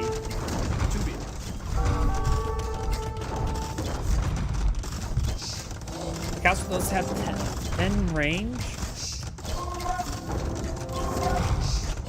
Mangonels pushing their way forward. Blue has a sign to deploy some Mangonels. Quickly takes off the yellow Mangonel. Got a number of Ratanas here. Let's see if this castle starts firing on the castle. He's hitting the Mangonel. I believe the castles are in range of each other. I believe Cyan's maybe on the high ground. Yeah, the castle's not firing away against each other. You can throw some crossbows in there to increase his arrow rate. Since each arrow basically do 1 damage, having additional arrows wouldn't hurt. Looks like it's doing a little bit more. Got some battle elephants pushing way forward. Need some more monks to deal with that. You can throw these crossbows inside the town center. Get those arrows firing as well. I hear a monk. They're right here. Mangonels are getting hit as well. He does claim his own battle elephant.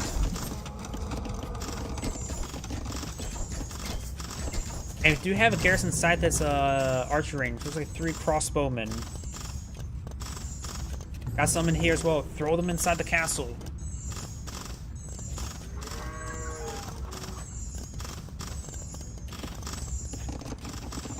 Why do people not throw stuff inside the castle? If the crossbowmen are doing nothing, you can increase his arrow count and win the war. Looks like that castle threw some rounds into those crossbowmen. But I can see why the crossbowmen would respawn down south here.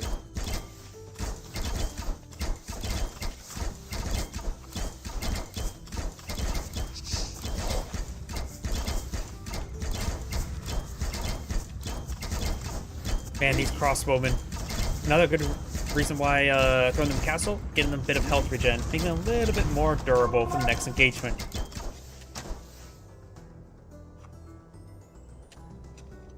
Yeah, let's break down this palisade. And there's some crossbows on the high ground, but they're all quite wounded.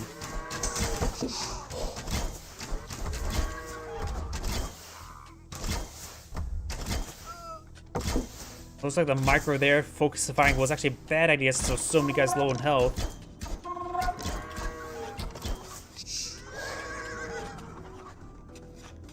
Ratanas may have find a good angle there onto the villager line. Got more Ratanas pushed the way forward. Got a great front line university. And it's not looking good for blue or Cyan.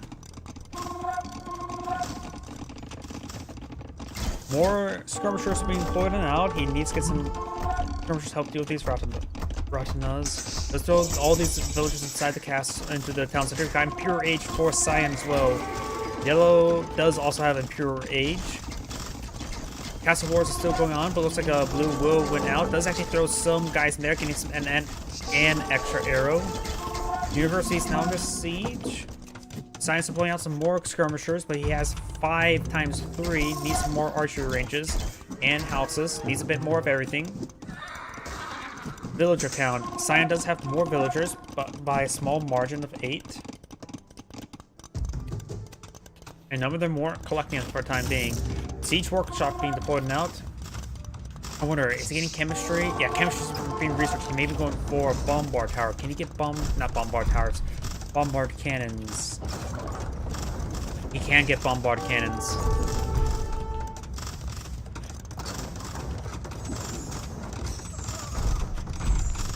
We got a trebuchet deployed out by Yellow, as well as by Cyan. Yellow may be out of stone right now. And Ratanas do find some of these villages here, getting some easy kills. Skirmishers need to get over here. And this relic has not been claimed either. So Cyan only claimed 1 relic and Yellow has claimed none. So the relics have not been very impactful, just a small advantage for Cyan. I wonder if that captured that war elephant has done much. It's probably already dead. Nope, there it is.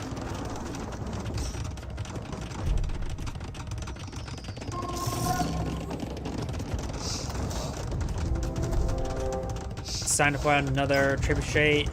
Yellow's castle is now down. Skirmishers making their advance.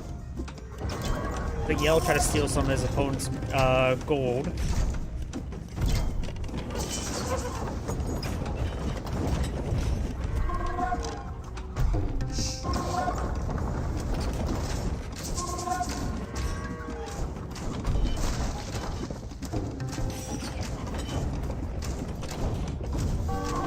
Board mining camp will go down. Got a number of barracks being deployed on the front line. He may be transitioning to perhaps to spearmen. This wood is starting being quickly harvested up. He does, of course, have other axes of wood here and here. But we do get now some light cavalry trying to push into this region. Or maybe not. We got the, what's that, spearmen or pikemen of research. We do also have a bombard cannon deployed on out for Cyan. 2 bombard cannons, so he's getting a number of them. Ready to push his way forward through his yellow's infrastructure. We got quite a bit of yellow infrastructure here. And looks like there's some cannon shots there onto the battle elephants.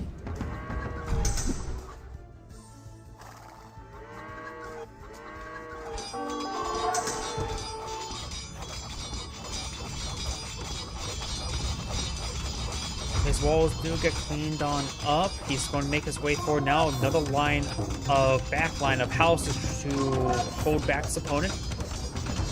He does have now he's overpopulation, which can be good in case they start losing a whole bunch of houses.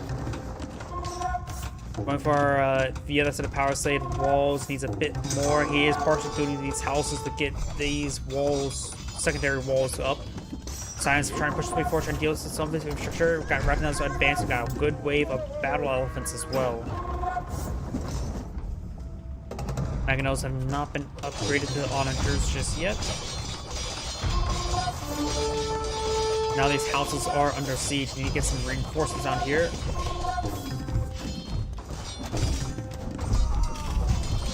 He may have a monk in this region. Yeah, he's trying to capture one of these elephants now. And some of these bombard cannons need to get back out of there. Gate may not actually be locked, but maybe body blocked. If you have these pikemen pushing way forward, getting some good damage there. Halberdier being researched now. Down south, we do have more.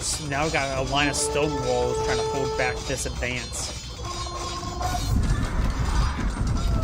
Looks like the pikemen did get cleaned up. Perhaps we're seeing quite a bit of AoE damage there.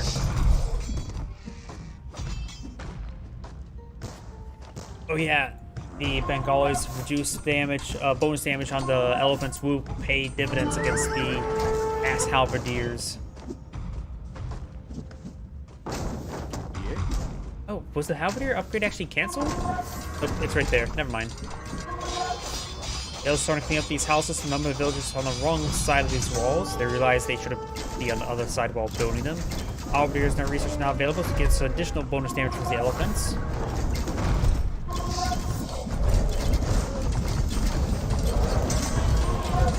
Battle elephants do have splash damage, which can be very important.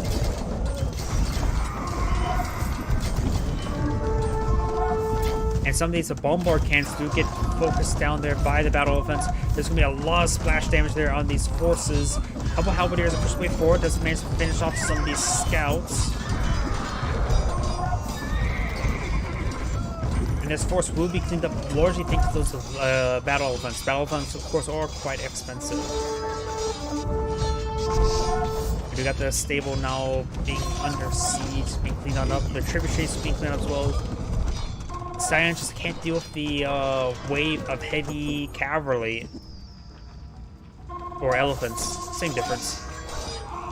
And now Cyan's running low on food and wood. Getting a whole lot of production. Trying to get more and more halberdiers. Trying to counter his opponent's force.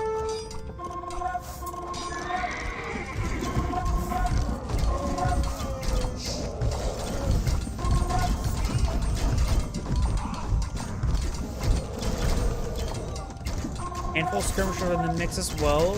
But these halberdiers are getting focused down by the Ratas.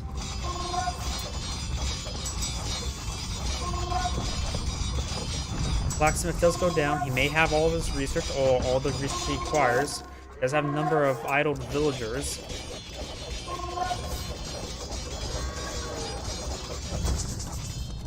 And more wood is needed for his farms. Needs more barracks. He is building more barracks, which is good.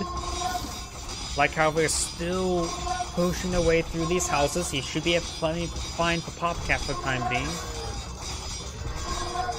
Though he's nowhere near the max out anyways. If he loses some houses, knocking down some pegs.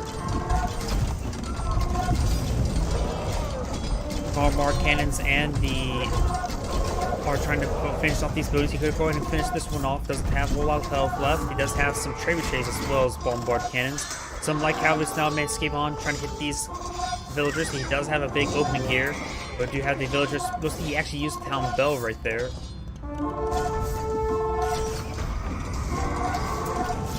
He does manage to close the distance on these Ratas, not microing all too well. He's focusing on his light cavalry, I believe. No, he's not. I got a stream of trash coming in for Cyan. Yellow spent all of his gold on these battle elephants, and they are now getting countered quite heavily. We have some more gold resources up here, so it's going to claim them. Could perhaps take time with the relics as well.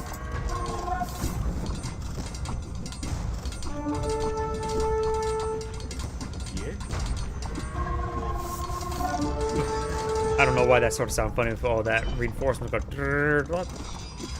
was just humorous to me. At this point in time, Yell needs to deploy out some champions, probably, in order to deal with these skirmishers and these halberdiers. These battle elephants are not going to cut it. He may not have the research for it. Cyan's actually just got his long swordsman, going for his twin swordsman upgrade now. Can he get champions? Yes, he can get champion. What blacksmith research does he have? He does have all of his melee damage. And he does actually have all of his armor as well.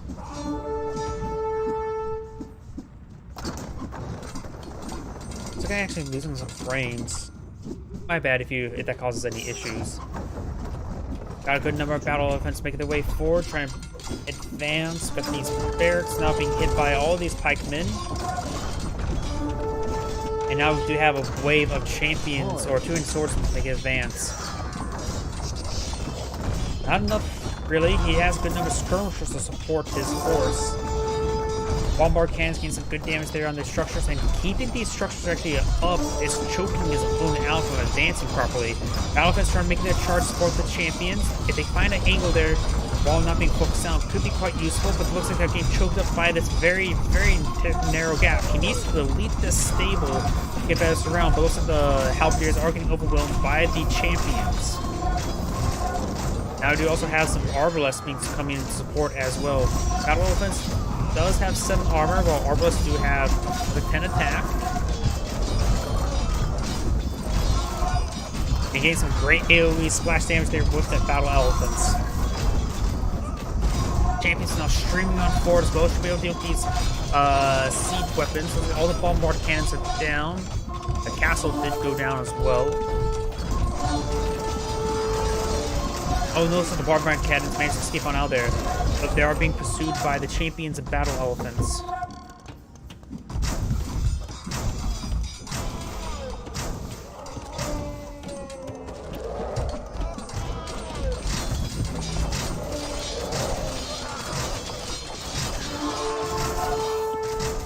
Champions trying to close the gap. Gets good damage there onto the arbalists. Not sure if he can get out hand cannoneers. Probably, yeah, he can get hand cannoneers. Maybe hand cannoneers at this point in time would be best. Now we've got some elite battle elephants deployed on out, giving them more health. Battle elephants trying to make the charge. They can absorb a lot of shots there, but the champions need to be in there as well.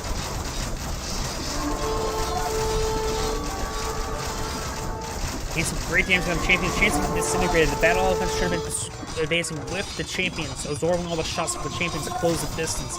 Got some bombard cannons pushing forward. Cannons trying to get the castles. Does get the low health bombard first. Very nice. Another bombard does go down there. The last one does fire a shot off, but that's castle's going up. Now with that castle there, he can throw some forces inside to get some extra arrows.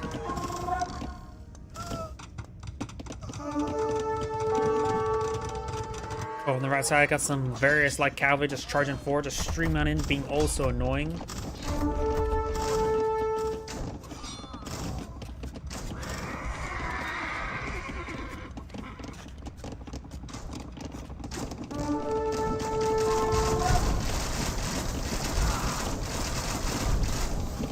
Battle Elephant does get focused down there. Cyan is deploying out trebuchets and bombards.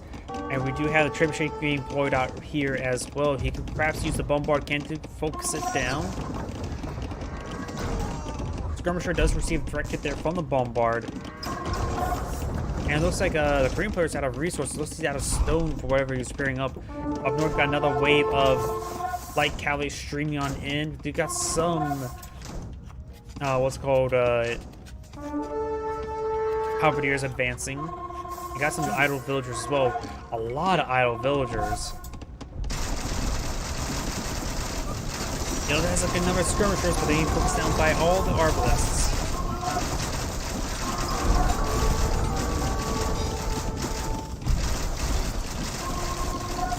Like how we're trying to close the distance, but these get some more Pulchris resources and then advance. Castleism siege is likely going to lose it. Needs it. Doesn't get shot down the trebuchet, starting to clear out his own villagers now. And Cyan's trebuchet will go at max health, as Cyan's bombard cannons will be taking out the trebuchets themselves. That one does go down.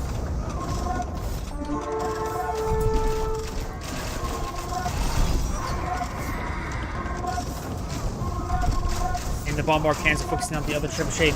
Yellow's trying to repair up the trebuchet there, but they're getting ripped apart by the Arbalest. Yellow has 146 villagers. He's threw a lot on his villagers. Battle elephants, they're very expensive, but they're very population efficient. But the halberdiers are still being deployed on now, but it's not very good either for the battle elephants. Battle elephants can't just close the distance. They need more support. Down south of stones being collected up by these forces, and we still got the relic down there. This relic may have been claimed. This relic has not been claimed, nor this one. Yellow's not getting the relics whatsoever. The castle's almost down, trying to be repaired on up. We're seeing lots of fire there. Now the bombard cannons are pushing on in as well. The next volley should be able to finish it off. Trebuchet shot will not finish off. The bombard cannons will. The castle does go down there, but Yellow's skirmishers are outnumbering his opponents, able to focus down these forces.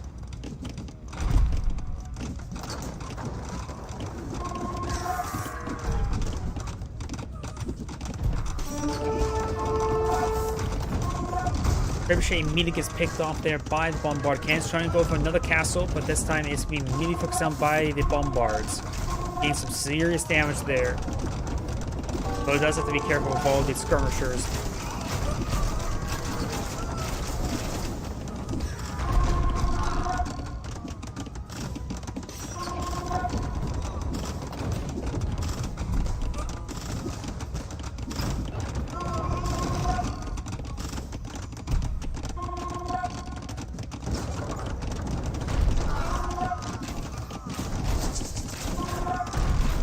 Looks like Cyan is running low on wood. If I switch over the resource counts, yep, Cyan is low on wood. Yellow's low on food, but has a massive reserve of stone, which can sell off some gold if he needs so chooses. Cyan, of course, does have a couple of relics, which will be very useful getting his resources up and going. We got now Yellow's villagers advancing, eyeing for a proxy or a forward castle inside his walls, which will allow him to exert some pressure over this region. He has plenty of villagers, so he can sacrifice his villagers on these advancements. Skirmishers are gaining skirmishers, but Cyan has plenty more skirmishers. Yellow's bombard cannons receive a bit of fire there and repairs. And Esker Halberdier received a direct hit there from the trebuchet.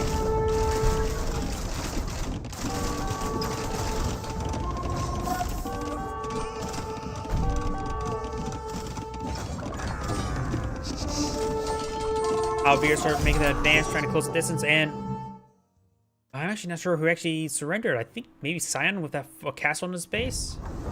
Yeah, Scion has actually backed out of the game, probably thanks to this castle right there. Looked like he was doing fine here, but it was just a big meat grinder. But this is something he couldn't deal with anytime soon.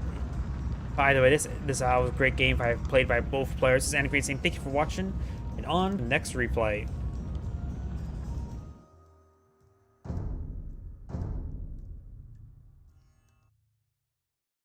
Let's see, this one I did right there.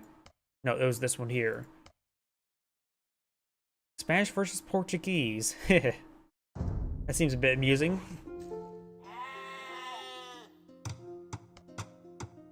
Greetings everyone, and Great here for another Age of Empires 2 Definitive Edition replay. Spawn on top right side as the magenta, pinkish Spanish. We have NVZ. Spawning the south side as the blue Portuguese. We have Survivalist, which the Portuguese are definitely more the survivalists with the Federitas. If you're going ahead and take a look at the bonuses of both players, for the Spanish, we do have builders work 30% faster, which allow them to be spending less time building, more time collecting. Blacksmith upgrades do not cost gold, which is very, very helpful. Spanish Gallons benefit from ballistics, which is very useful. Fire faster, move fire more accurately.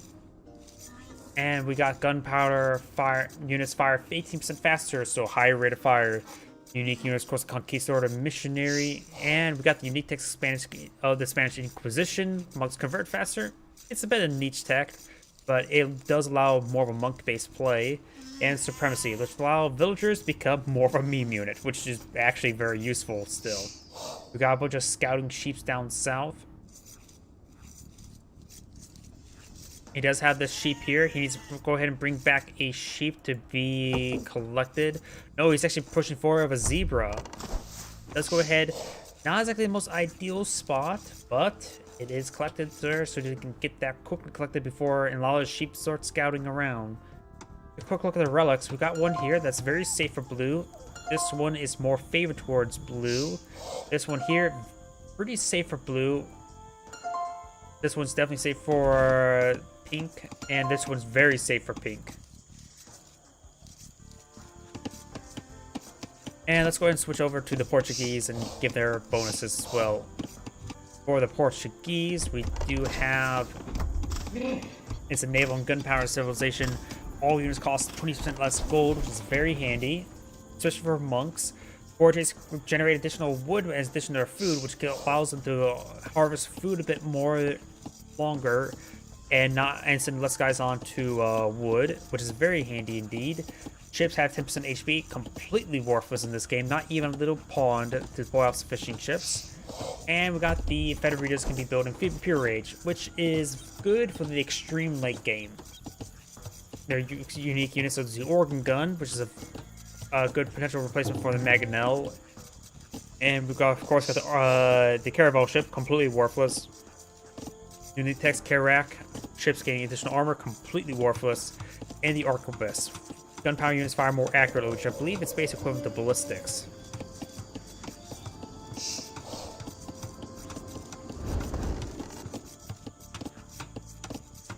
You have a mill now going on down or up, depending which direction you prefer. Elephant, zebra. Let's go ahead and actually fast forward. I probably should have done that a little bit earlier. Got the elephant being collected, zebra being collected. He got a lot of collection there, but it's a bit wasteful as well. But he will go and get that all collected. Get another guy there as well, getting a lot of huntables. Got the elephant being collected here. A lot of his blue sheep are still actually not collected as well. So is magenta. So they're doing a good job of getting other resource sources going up. Now I've got a militia rush being put out by the Portuguese. But magenta immediately spots this, and we got another militia rush here. So we got all the military units here. 3 militia, 2 scouts. But magenta is receiving a lot of additional hits right there as well. And Portuguese militias are cheaper in gold, which is something important to note, but it's not, probably doesn't make a difference in the militia rush. in the effective militia rushes, but both sides are going to ban each other's area. There's an opening here, though it does lead the town to fire some arrows. Portuguese a little bit more exposed here, but he does have a gold walled off. Archer range being deployed out right now. We've got feudal age for both players, very nice. And he's going to be perhaps camping stone. We've got the man-arms here and man-arms here. Blue's scout has received a fire there. He may need to bust a hole through the palisades. Does hit some of these villagers there. And the villagers may go ahead and engage. Remember, villagers have 40 health, 3 damage. Man-arms have 6 attack and 45 health. And 1 armor. Or 1 pierce armor, I should say. Over here, looks like I'm going to bust a hole through the houses, not through the palisade walls. These guys skirting around may be able to get an engagement through. Looks like not. It looks like it's going to be setting up a lumber mill over here. We do have him selected. There you go. Now there's the lumber camp. And this man-armed still in this region does have to throw out some archers here, trying to get some damage there. Villagers are engaging. One of the man-arms does get focused down there. He does apparently a good job of micro around his villagers, able to get these guys. Does lose a villager there, which is important. And we got some good kill, another kill there on one of the man-arms. We've lost 2 of the man-arms. Up here we do have Blue's at his man-arms, does get a house down, or got it forcibly repaired. Got a patrol move of these archers. And it looks like all his Magenta's man-arms have gone down. The scout is still alive, but barely. Maybe a good idea just to do his for his namesake, just scout around. Maybe on the auto scout. And if you look at the map as well, just forest over here, no stone. There's a lion to pet. And yeah, there's no resource here. There's some stone right there. So it's completely worthless over here, other than if you want to get wood. And so the map is quite a bit of gold. It's going to force a lot of engagements here. Does kill off a lion right there. It's also a lot of lions. We've got some magenta archers here, but he'll be fighting against a superior number of blue archers, but they are a bit wounded, and men-at-arms and a scout. Magenta may need to get some more defenses here. There's a bit of a nice choke point here.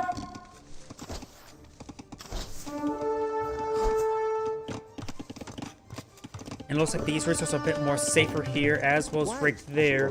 I suppose right here, we're on the front line, and even more on the front. Magenta got a bit of a bad roll on some of these resources, but he does get this bit of gold safely tucked away. Just won't be able to go for any stone-related stuff anytime soon. And this bit of stone deposit is on the far side of this forest.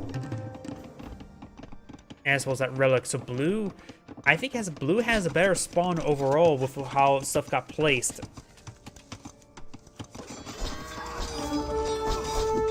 So Magenta gets a nice flank there, gains some damage in there, has a couple skirmishers in the mix as well, loses one of his archers there. And the man-at-arms still pose a problem, but the scout does go down. Man-at-arms goes down, another man-at-arms goes down. Blue may need to back off. Those lions are making some grunting sounds. If I were blue, I would maybe push forward with a villager or two and try to set up some defenses right here in order to ward away from those resources being collected. A couple guard towers could be quite deadly right there. See. It would be unusual for both sides in this stage game, but a couple guard towers could deny those resources.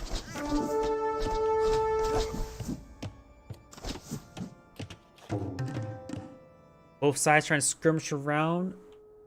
Blue's force is quite wounded. Magenta has a bit more health. Got a marker deployed out by Blue.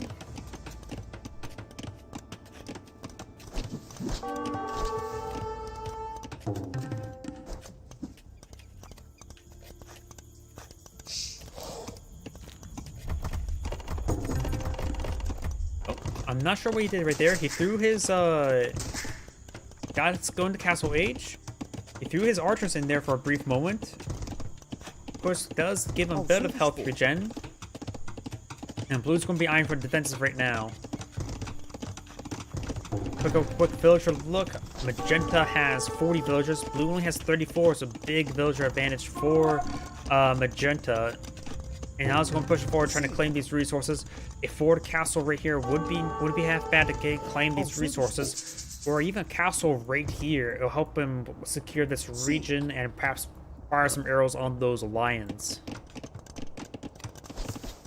Overall, the lions shouldn't pose a huge threat with a couple man-at-arms.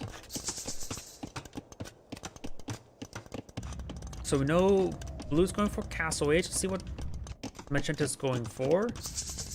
His Castle Age is on the way, also getting some mining tech research. Blue could also go for straight Imperial and get out some Federitas and play the very, very long game. But he will be giving up all that gold to his opponent.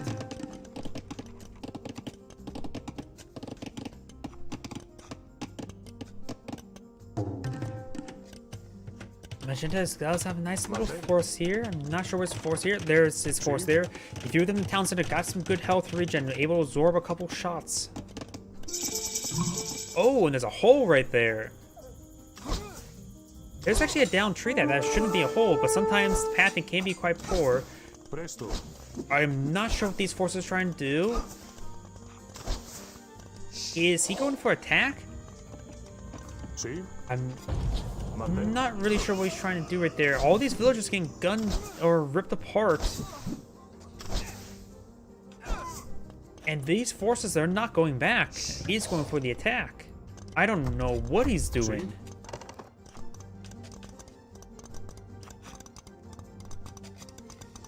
Blue is very low in villagers, that's for sure. He doesn't have second town center being put out.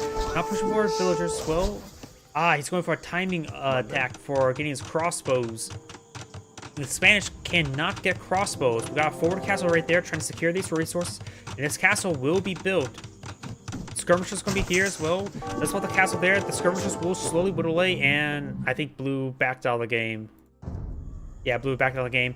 That was a poor chance. He saw the castle going up. He could not stop it. And he didn't respond to this. He should have gone a bit more defensive right there. When you got forces like that in your line, you can't be making a gamble like that. Sure, he knows he can't get crossbows, but still, that was a horrible call. Either way, this is Andy saying thank you for watching, and on to the next replay. Probably one more replay for tonight.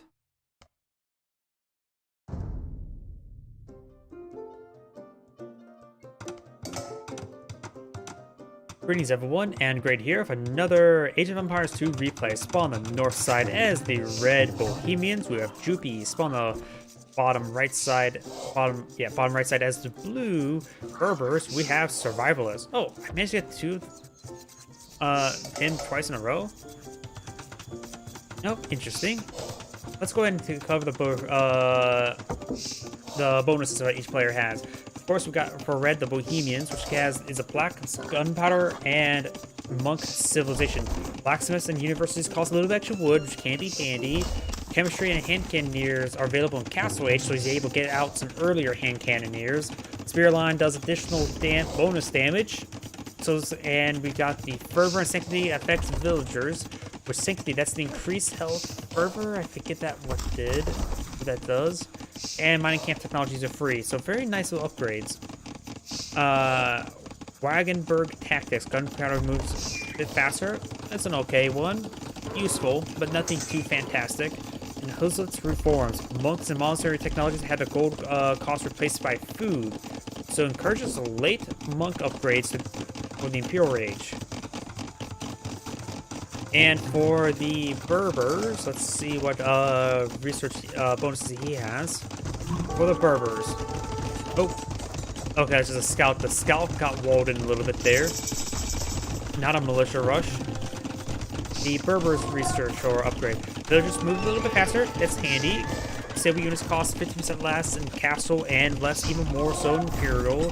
And troops move a little bit faster. Nothing too crazy. The castle can be, cavalry research can be very nice. Or cavalry bonuses. And let's see, got the Kibosh. Castles work faster. It's okay. Oh. Got each other shanking each other. And red has lost right there. Let's go a bit slower because we may see some sort of... Got a pair of scouts there. That's a little unusual to see a red spearman right there. I'm not sure why there was a red spearman. That's another red spearman and 2 more archers. As well as another spearman scout right there. And let's see, the last one was the marble camels. Camels units will regenerate. That's okay, nothing too crazy, but it's okay. And we got the Team Boast Geniteur, which is a mounted skirmisher crash unit. That blue spearman does get cleaned on up. And it got something else blue right there that died. I'm not so sure what. That could have been the scout, a scout, because we got some scouts, a scout here and a scout there. And red's going for some aggression. We do got a mining camp to point out right there, but of course it is a little bit exposed to the archers. Mining camp itself is using some arrow fire, and now he's going for the palisades. Got a skirmisher here, ready to skirmish. We got more skirmishers on the build queue for blue. It looks like blue's going on defensive to point out another... Actually, no, that's a blacksmith. Trying to wall up that region with a blacksmith, which will be a very good wall. Of course, he is being denied that gold income. He does have some stone here he can start collecting if he so chooses. And its gold is outside his walls as well, so he could perhaps break down some walls and try to go for a sneaky gold camp. Blacksmith's being researched for fletching, trying to get the improved skirmishers to give them a bit more damage from range. And now I'm going to try breaking through another palisade. Scouts are chasing the scout. There we go. Increased range and damage there for the skirmishers. And skirmishers can do some damage for the spearmen, but they're within the minimum range. The spearmen, all the archers do get cleaned up, but the spearmen are going to be pursuing these skirmishers. Does get one of these spearmen now. It's trash versus trash. It's another spearman. And splitting them up would be a good idea at that point in time. Scout try and pursue. We'll see some spears there. But he will lose a scout. He may get a skirmisher. He will get a skirmisher, but then now the scout will engage the scout, and the scout will pursue the scout. We've got some more red archers there, but luckily blue has a decent number of skirmisher for defense as well as the scout to spot that. Those skirmishers actually do have pretty good range, if I remember correctly.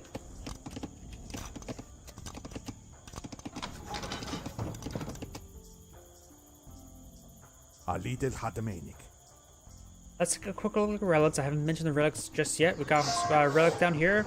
Safer for blue. Very contestable. Very contestable. Pretty safe for red. Pretty safe for red. So it looks like red has a bit of a better spawn with the relics, I would say.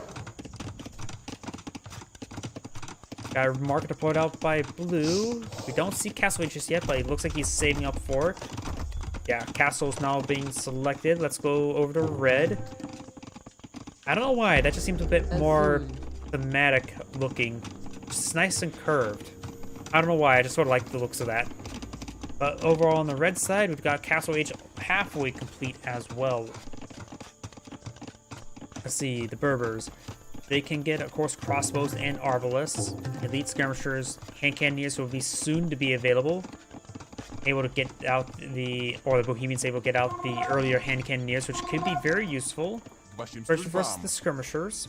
Looks like these skirmishers are going to be camping this relic. Blue's going to eye for some relics.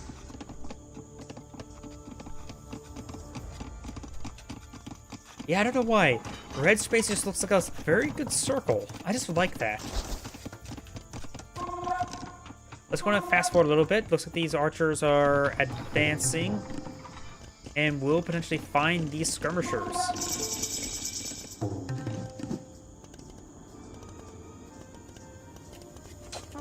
Red Scout will be cleaned up there as there's a handful of skirmishers here, but they'll be severely outnumbered by these archers. And crossbowmen, it's nice timing. And this is exactly what blue does not want to see. This is a massive power spike for red. Got a massive wave of crossbowmen, more crossbowmen, and knights to reinforce as well.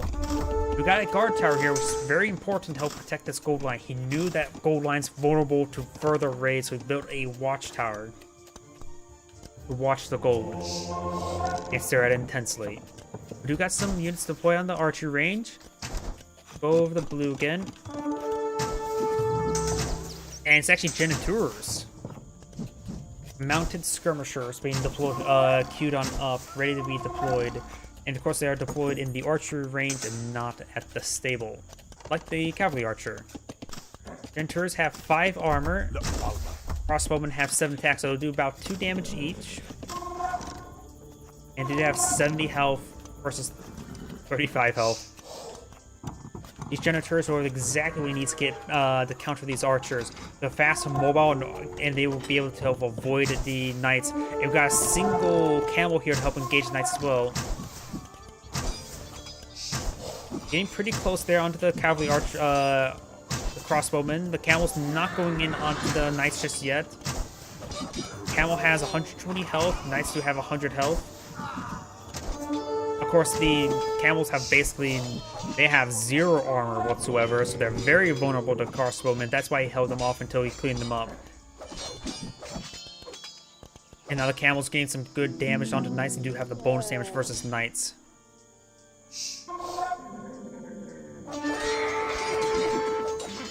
And both of those knights get cleaned up. Very, very good engagement there by blue.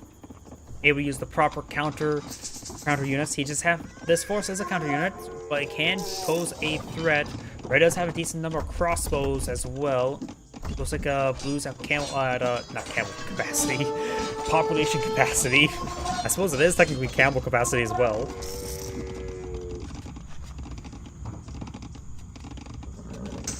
Oh, red has also go out his own monster as well. We noticed that blue was trying to camp that relic. No monastery for blue. Does have a university. Not sure if there's any monk deployed out. I don't see any monk on the field. How much military does red even have? He has 11 units somewhere. There they are. Got a handful of skirmishers, which would be useful to deal with those Genitours, and a handful of crossbows can engage those camels. This town center is in a good spot there as well. You can throw some units in there to get some arrows going, including the crossbowmen. Hopefully that's what's inside the town center. He may have ballistics research, I'm not sure. Now we've got a forward castle being poured out by blue. He does destroy out some of his garrisons there. I hear a monk. I'm not sure what got converted there. Maybe a camel. Actually, it's a red Geniteur. There's a red Geniteur in this mix. Castle is 42% complete. The crossbowmen need to get closer to those villagers. There's just so many Geniteurs here. It's providing a very, very good buffer there. These forces are quite wounded. He's going for a siege workshop. Maybe a couple battery rams wouldn't be half bad.